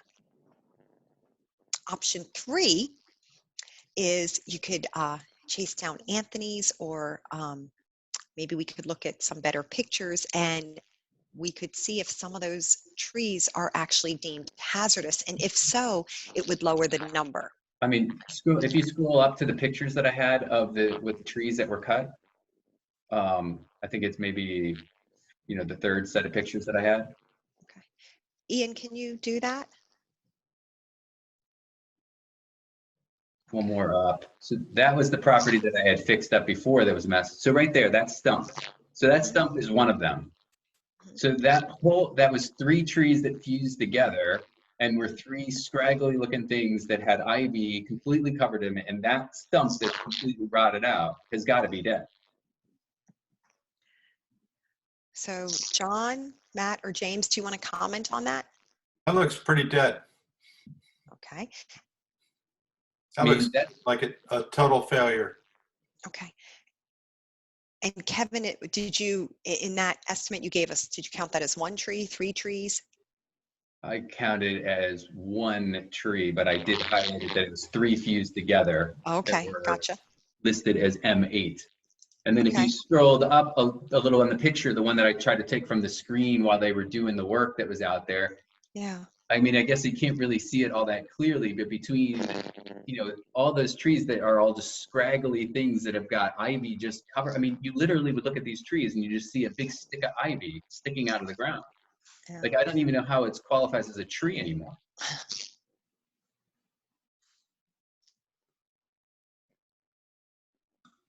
So Kevin, the photo on the left above the rotten stump. Yes. Are those trees in that photo, are those trees the ones that were taken? Yeah, the ones that were right where my son's running, one's the hemlock and one was the healthy Norwegian maple that had the spotted lanternflies all up it. And I don't know how that doesn't qualify. I mean, what are you supposed to do when you have spotted lanternflies everywhere? You've got everyone that's saying report them and try to scrape off the eggs and get rid of them. And that thing had all the way up through the whole thing. I can't climb up a tree that's 30 feet high. You know what type of tree it was? A Norwegian maple. A Norwegian maple, okay. Which that's the problem. Like, just invasive. All of these were the invasive species that are on there. I don't even think that you guys would even want those trees. Wow. Ian, can you make it larger, please? The tree in the picture to the right of where the snow is and my son, that's the end product of the cherry tree that I was able to save. So, and that's right where the power line is, and I was able to save the Chinese pine because it didn't have all the ivy that was all completely up into the leaves and everything. It still has ivy on it, but I was able to cut the ivy on the lower part so that as the ivy dies, I can peel it off the tree, and then I can get rid of all the ivy that's below it so that it can not end up getting choked out again.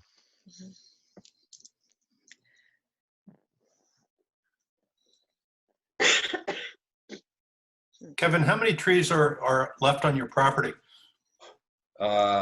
Geez, I got 1, 2, 3, 4, 5, 6, 7, 8, 9, 10, 11, 12, 13, 14, 15, 16, 17, 18, 19, 20, 21, 22, 23, 24.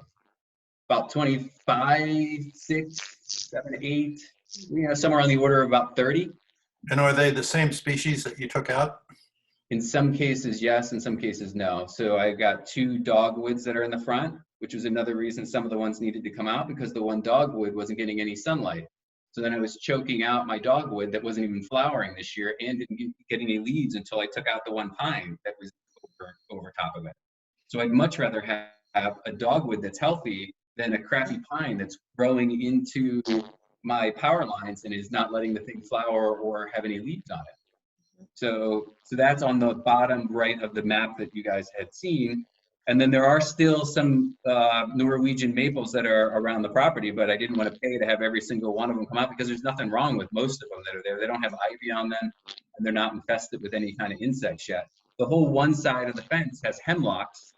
They appear to be healthy at the moment. I'm probably going to need to treat them so that they don't end up getting the insect that comes in and kills all of them out, or I'm going to end up losing all those hemlocks along that tree line. And then I am going to plant other trees. I just don't know how long it's going to take me to clear out all the ivy. If you guys tell me that I need 11 trees, it might not be for, like, I'm not going to get all this ivy cleared out to plant anything for, I don't even know how long, like a year? That's okay. I don't, for me personally, I don't have, the new trees don't have to go in today. And at least we're down to 10 because one we have deemed is, hazardous or dead. So we're down to 10 trees. I can promise you the other one was dead because it got burned in a fire that I ended up having the fire department out for. So I can promise you that that one was dead because it was charred all the way up to the top. And I could give you the ticket that I got from the fire department on that, or that I have to go and deal with. That's the one that's closest to where my son is running. You can actually see that it looks black in the picture with the snow up on the right-hand side of that tree. Okay, that's good. That brings us to 9, since I trust there's a report on a tree being burned I by have the a fire. question for John. John, in our survey work, I would say that 80% of the hemlocks that we see are horrible, in horrible shape. They don't seem like they're a great tree for this area. And a lot of them are dead. Like the property today that came before us, and these people they have 2 dead trees and they called them pines. And, so is there some way to discern like some of the hemlocks that Kevin took, and is there some way to excuse that? Because they probably were really bad. I mean, he's saying it's pretty simple, Matt. If they're getting treated for the hemlock woolly delgid or the elongate scale, they're going to flourish. If they're not being treated, then unless they're along a stream bag corridor, they're going to be failing. I'm just saying that if some time had gone along before these trees were treated. In other words, these trees were probably in decline because obviously the property wasn't treated well. So you got to think the hemlocks weren't treated. And so are we bending over? Are we? What I'm saying is, should we excuse the hemlocks from this list? Because they probably were really bad. I only had 1 hemlock. Most of what I took down were Norwegian maples. I took down a Chinese. Only 1 hemlock, Matt. I took a black cherry. I took down 1 hemlock and 7 Norwegian maples. Well, we know Norwegian maples are invasive. I mean, I can't imagine that you guys want, I mean, I've taken a bunch of the saplings that didn't qualify of the Norwegian maples because they were under the 6-inch diameter because they're just all over the place. But I can't imagine that you'd want anybody's property to be covered with those nasty Norwegian maples. Like, why wouldn't you want to have the arborvitaes that are around the perimeter of a property and then have some nicer flowering trees? I don't know that I got space for 11 trees that are going to go in, because I don't know how they're going to fit. I probably do, and I'll probably end up with more than 11 trees before I'm all done. But I don't know what that's going to look like because I don't have an end plan of where I could put every single tree. But I don't want to put just trees in just for the sake of putting trees in. And I certainly don't have $250 more on top of what I had to pay to put them all out. Yeah. I didn't even want to spend the $6,500 to get them out. That kills me to have to do that to begin with. Yeah, I can understand that. So we're left with 11 trees came out, minimally 2 to even 3, we could say are hazardous. That would bring us to 8. We know you want to plant some trees, so that's good. What if we give, the only thing I can think of, guys, is that we document this and let's say 8 trees came out that were healthy. That would mean either $2,000 is donated, which I can understand the pain in that. And we give Kevin time to come up with a plan that would show potentially where those 8 trees could go and what types of trees those would be. And we have them come back to us in the fall because the trees are gone. It's not going to change anything now. And fall is at least planting season. That would give them some time. And Kevin, you would have a lot of time to think about it. And it could even be a phase 1, phase 2. Plant a few flowering trees this fall, maybe some next spring or next fall. I mean, I guess alternatively, if I can get Anthony's to write up that they were all dead, or get them down to 5 that weren't dead, then, I mean, I know that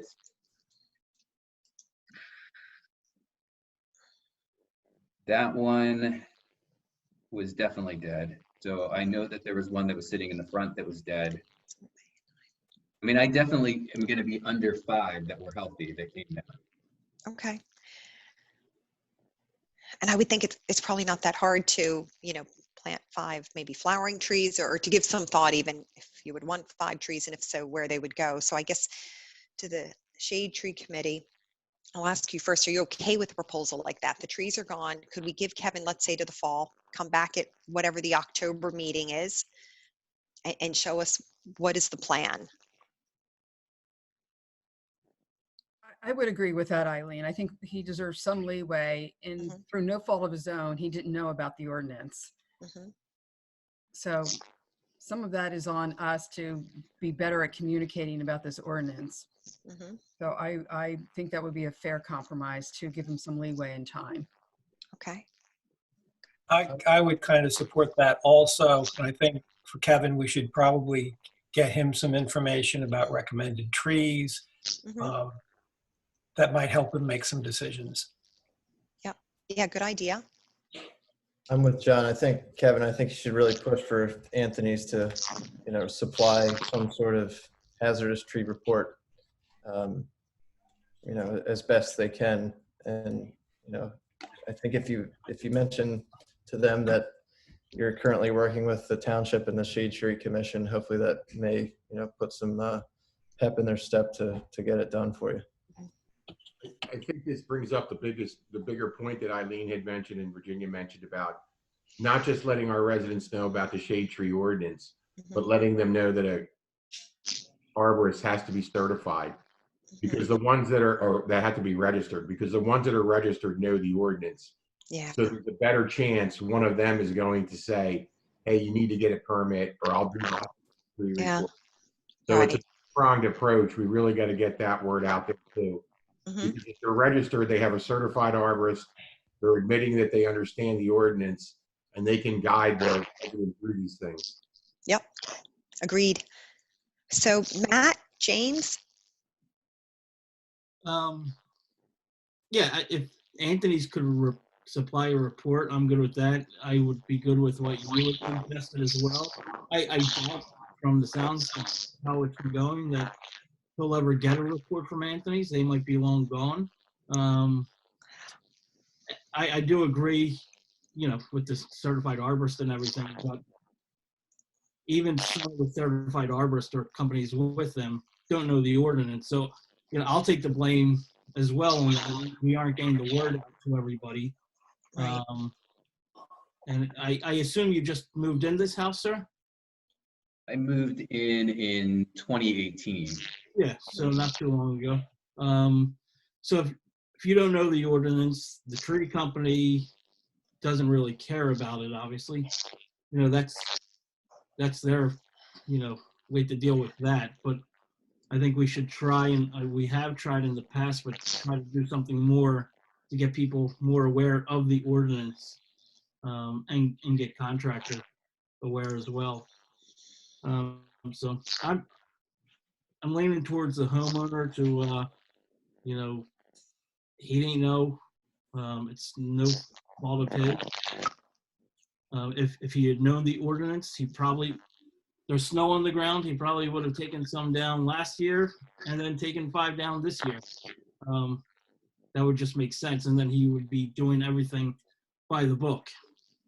So I say we give some leeway and try to figure something out so we don't have a homeowner whatever it is, to for compensatory trees.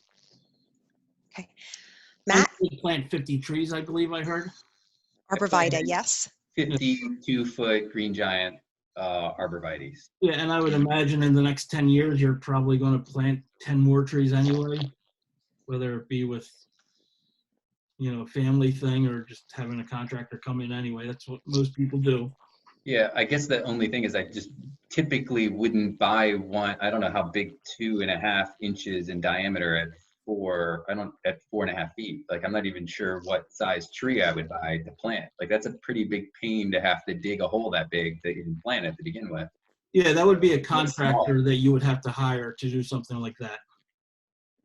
Right, which isn't necessarily fully in the budget with, so the reason that I had to move to Radnor was because my ex decided that she didn't want to pay Radnor taxes and move out. So my son was stuck with then having to transfer schools. So I still have to carry my property that's in West Conshohocken for him to go to school here. So I intend on being here through the duration of him going to school, and then try to sell this house without losing too much money along the way, and to make it nicer than what it was. So I had to buy a house that needed work because I couldn't afford the ones that didn't need work in this zip code in the township. So this is what I got. And so I'm trying to do most of the work myself, which makes it difficult to, do things to the size and scale that a lot of my neighbors can do when they go hire a contractor and they drop in, 10-foot trees or the 8-foot arborvitaes. I'd love to have 8 or 10-foot arborvitaes to get the fence that's not, that's falling over out right away, but I have to scale it in so that I can manage the expense. Well, Kevin, your arborvitaes will do 18 inches a year if they're green giants. So you'll be surprised how fast they go up. My feeling on this is that the property owner's obviously trying to clean up a derelict property. So his intentions are good. He didn't mow down 11 lindens or red oaks or white oaks, or he improperly removed invasive and dead trees. So I think we should give him as much of a break as we can as a commission without weakening our position.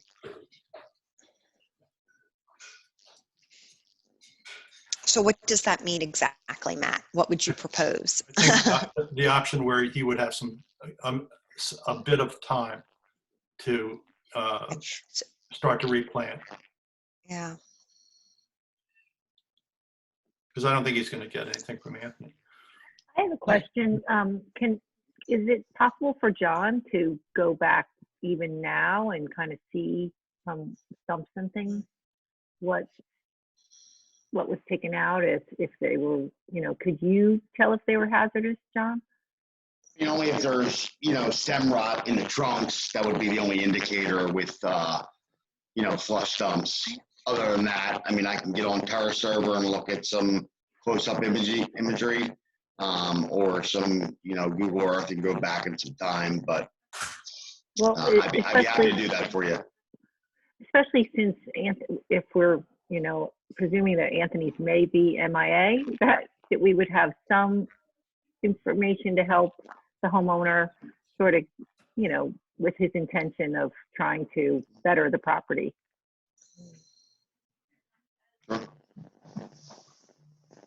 They better not be MIA. They still have to get rid of the stumps. So, and I still owe them at least enough money for the stump, but not That's good for a whole lot more than that. Yeah. Guys, why don't we do this? Because I think we all want to figure out a way to work with Kevin. So what if we go with Kevin? You go ahead and continue working with Anthony's. See if they can document what the state of what the trees were, and then come back in October, because it sounds like you want to plant 1 or 2 maybe flowering trees anyhow.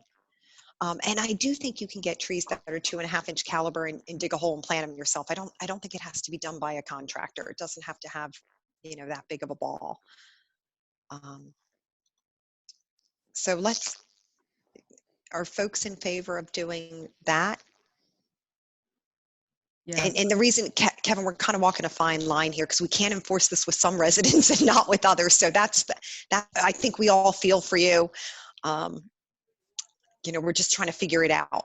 So what's the normal follow-up? Let's say that you, like, I think I'm going to be under the 5 trees and then I wouldn't be obligated to do anything. But if I was over and I needed to plant, like, what is the follow-up to prove that you planted trees or to close out whatever the issue is?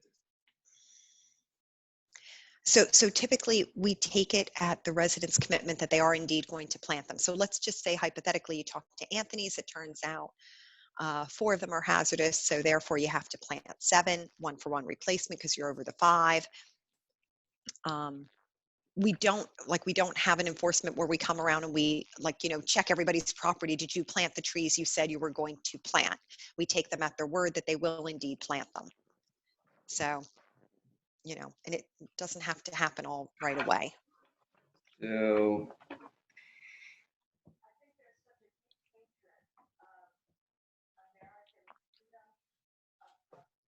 I mean, I probably am easily going to plant 5 trees.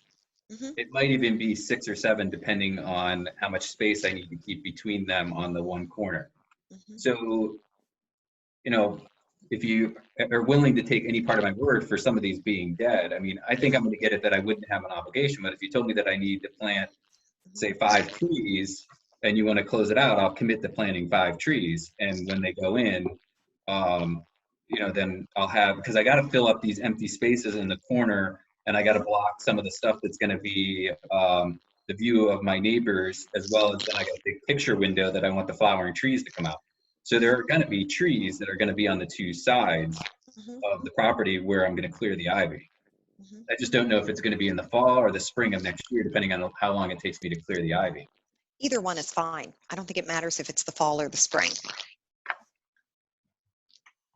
So if that sounds reasonable, then I'll commit to doing at least 5 trees. It might be more than 5. I just don't know the exact spacing of how I'm going to put in and which kinds I'm going to do. I mean, I want to plant a magnolia tree somewhere. I want to plant a couple of cherry trees somewhere.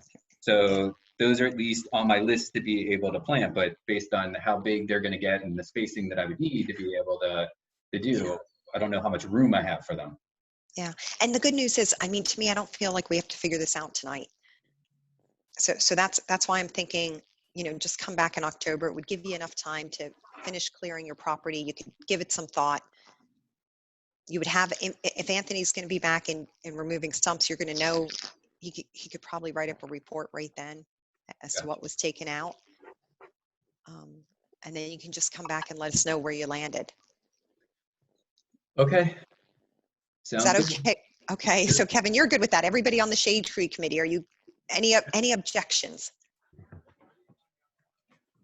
That sounds good. Okay, good. So motion to approve? Yes. All in favor? Aye. Okay, good. Kevin, thank you. All right. I know it's been tough. Thank you. Thanks, Kevin. Okay. Good luck. Okay, we actually have one more property. This has been like the theme this evening. 124126 Bloomington. Request to remove dying cedars. Oh, so this is actually someone who hasn't removed a tree yet. This is refreshing. No. When you hear this, we did remove them. So. Okay. It's okay. We're used to this. Let me in on the story. So anyway, my name is Mike McShane, and Rudy Celli's on with us. He's my partner. We took over the Benson project at 122 to 126 Bloomingdale Ave in Wayne. And basically, I should start off by saying we did submit a clearing permit on April 20th to remove 15 old cedar trees that were dead or in the process of dying, all 6 to 12 inches, the caliper at 4.5 feet or diameter. So a couple of them were even under 6 inches. And our initial intention was to plant 15 new 8 to 10 foot high green giant arborvitaes in front of the old cedar trees. And when the new trees arrived, they were actually 10 to 12 feet high. And our builder basically said, you can't plant them in front of those trees. There's no room for the roots, leaving the old roots in, and they will die. So he suggested that we remove them. So I immediately called John Hosbach and asked John to come out to the site. He was able to come out about 3 days later. I believe it was on a Monday, the 20th. And John had agreed that they were dead or dying. And basically, they had no screening on the bottom of them. The screening probably started about 12 feet up in the utility lines. So John basically said that, submit a clearing permit. So we did. Meanwhile, these trees were sitting on site since the 17th. So while we're waiting to hear back on the clearing permit and to determine if we had to go before the Shade Tree Commission, the landscaper kept saying we had to plant these. Basically, we got to the point where it was about 3 weeks sitting on site, and actually 4 weeks that they were out of the ground because we were at the nursery sitting there for a week before we brought them over. So we were basically faced with the new trees potentially dying, not to mention wasting $13,000 to $14,000 or get them planted. So the landscaper was not willing to give us a 1-year warranty unless we got them in the ground before May 7th or May 8th. And so we made the decision to remove and plant. So then we just found out last Friday, the 15th, that we were on the schedule for the Shade Tree Commission, which we weren't even sure if there was going to be a meeting because of the pandemic that's going on. So even if had we known we were going to be on tonight, and if we were to get approval tonight, probably the earliest we would be able to plant them is May 22nd. That would have meant the trees were sitting out of the ground for a good 6 weeks. So I'm not sure if that was really something if they would have lived through that. So we did plant photos there. You can see the before and the after. And then the neighbors were ecstatic. They couldn't believe it when they saw it. The two neighbors behind us love what we did, removing and putting these big trees in. And so I read that they grow about 3 feet a year. So I think they eventually are going to go like 20 to 25 feet high and about 10 feet wide in diameter. Could we roll down and show the before and the after pictures, please?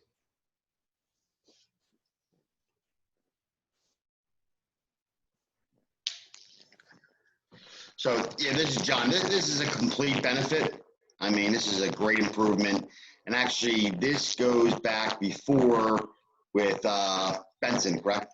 Bo Erickson, I met on site, and we looked at these trees, and they were putting trees on the left-hand side of the property. I said, why are we not buffering the adjacent neighbors on the back? So, this is a great improvement. I think it's a job well done for sure. So if I could just interject, this is more of a procedural item. Yep. So the applicant was required to come before Shade Tree. We're not saying they violated the ordinance. They did it out of sequence. So they were notified they had to go to Shade Tree. The thing is, they didn't wait to go to Shade Tree. But what they did improve the situation, and they, there's no harm, no foul in violation of the ordinance in that respect. It's just they needed to come before the sequence. Could we keep going down and show the after, please? They're just coming after the fact. Thank you, Steve. We're not going. If you could show the after. Tyler, if you could keep going down, please. And we made a walking trail. That's the last page. And, Mike, do you have the after pictures? I do. Trish had them. Trish was hoping to be able to pull them up. I don't know if I can. I think myself and John Hosbach can verify that what the applicant has noted has been planted. Like I say, this was procedural. Yep. They were supposed to come. Ian has the plans or the pictures. Okay.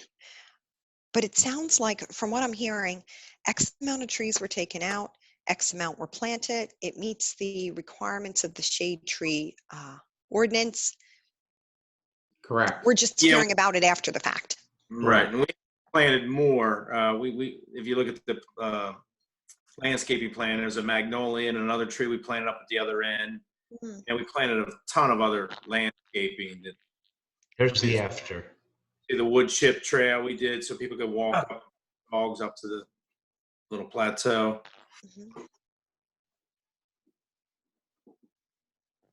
I mean, it looks 1,000 times better than what it did before. Yeah. And I'm told that the trees are about $800 to $900 per tree. We spent over $45,000 in landscaping out there between cleanup and planting. That included also in the front of the homes, like in the courtyard. We put some bush there as well. Okay. And I think you said the trees that you removed were all, what were the sizes that you removed? There were cedar trees, and I would say they were mostly in that probably 9 to 10 inch range size-wise. Okay. There were So a couple of yeah. 6, below 6, and maybe one that was 12. Okay. So all 1-for-1 replacements. Okay. Yeah. That's good. And you put in large size trees, so we could assume they're 2.5-inch caliber. They're large. They're probably 4 to 5, I think. Okay. Okay. So for I myself, I don't have any questions. Anybody from the Shade Tree Committee, any questions? Steve or John, did you guys see plans of this, before it was executed? On site. Okay. Okay. Okay. I'm good with that. If Steve and John said the replacements are good, I'm good. I looking at the landscape plan. It's he's got a lot of nice plants going in there. One thing I would point out, since we're doing it to everybody tonight, is on the clearing permit, it says company doing the work. I'm not sure Murray's Landscaping, if they took down the trees as well, but in the future, the ordinance does say to use a registered tree contractor for tree removals. Okay. So, Yeah, he said he had done work in the township, but not necessarily tree removal, but landscaping. yeah, So just for the tree removals, the ordinance says to you need to be registered and certified arborist. So, but everything looks good to me. Thank you. Thank you.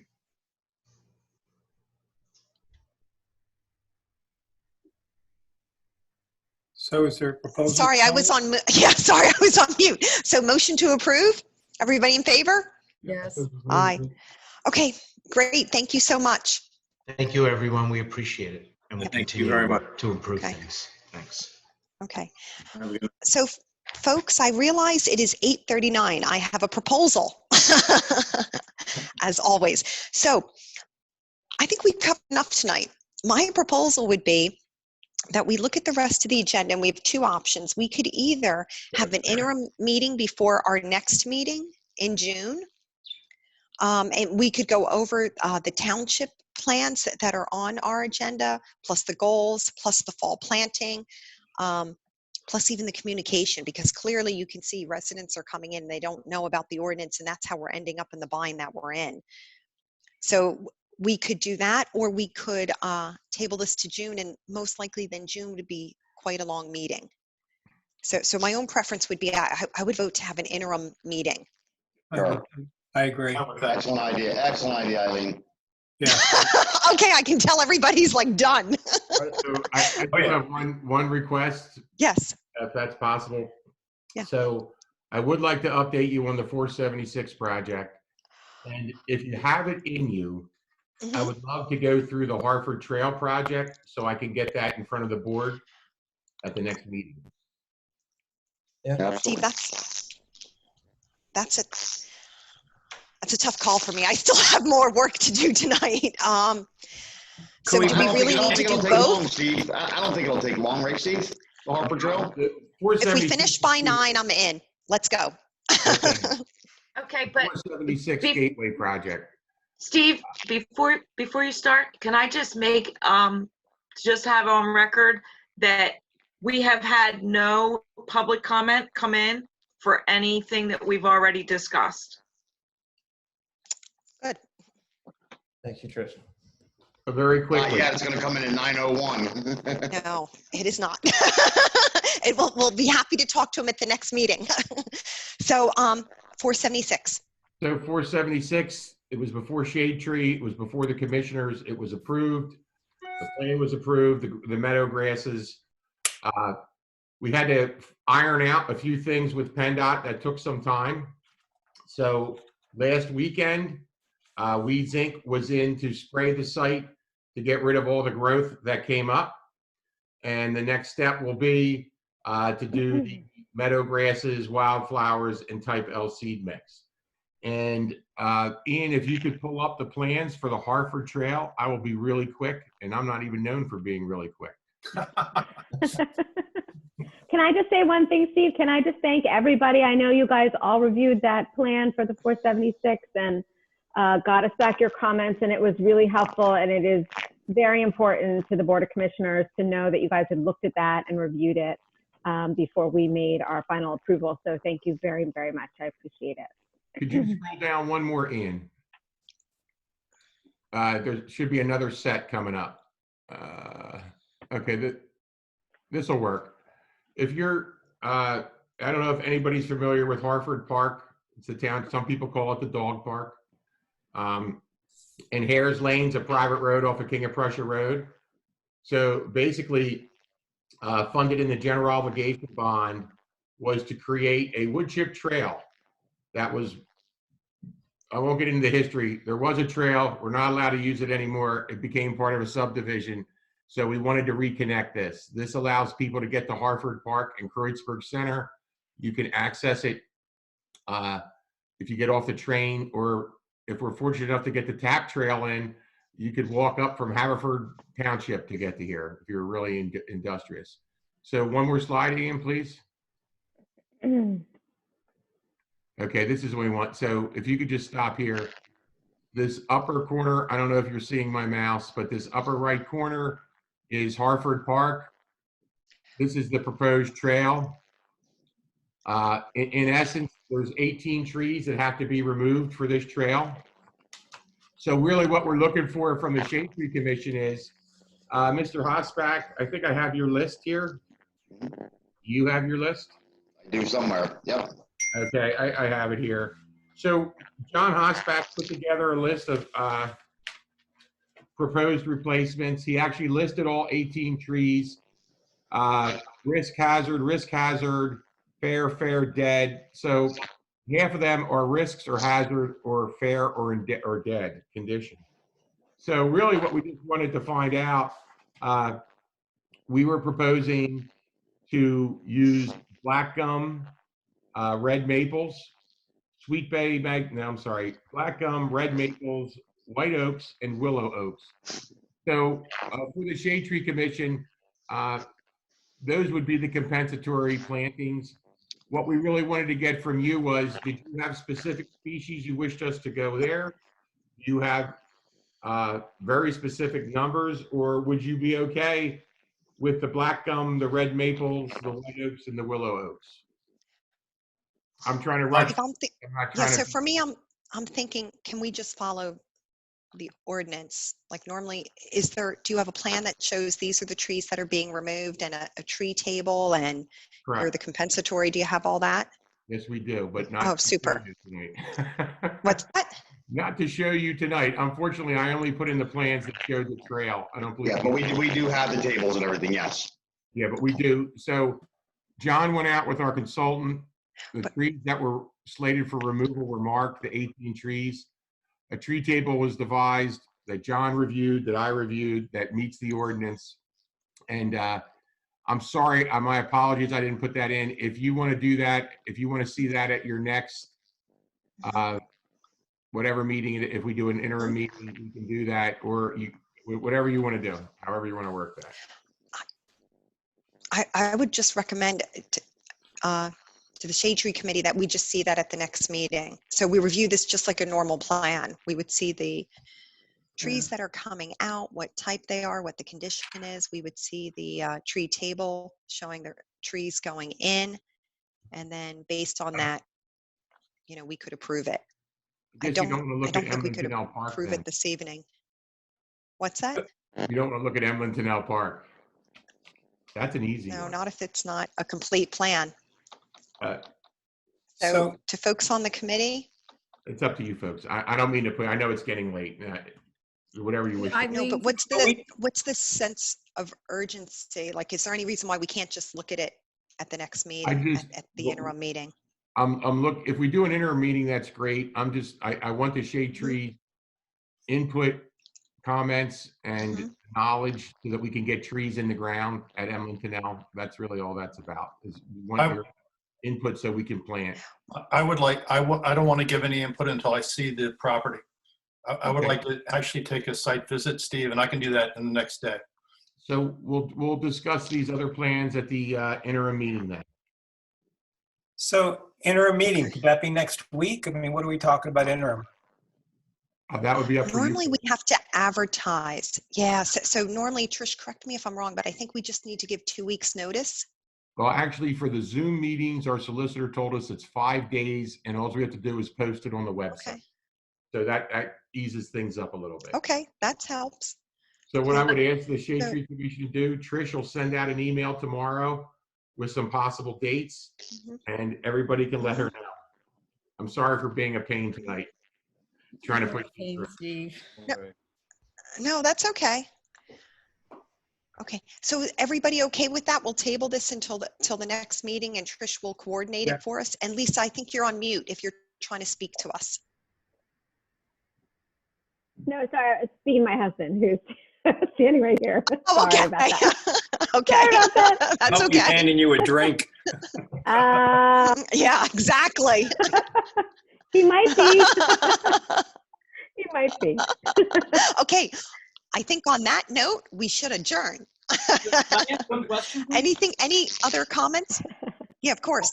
One question. What was the new tree ordinance amendment?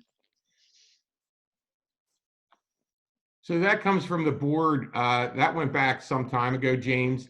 Yeah. And basically what it said was that all township projects need to go before the Shade Tree Commission. And we'll make sure that's in your packet, but. Gotcha. Okay. It might have been. I just didn't see it anywhere. So, and the fact that it's not necessarily ratified at this point, we're following it. And that's why we're bringing everything to you. Okay. Got it. Thanks, Steve. That's why your Well, that's meetings are great. so Thank much you. longer, guys. Sorry. Same Lisa. That's what we're going to be meeting weekly. Bring your drinks ahead of time. So, okay, anything else before we close the meeting? Stay well, stay safe. Okay. Motion to close the meeting. Sounds good. All right, thanks, Okay, everybody. sounds good. Take Thank care, you, everyone. everybody. Have a nice evening. Bye-bye. See you later. Bye.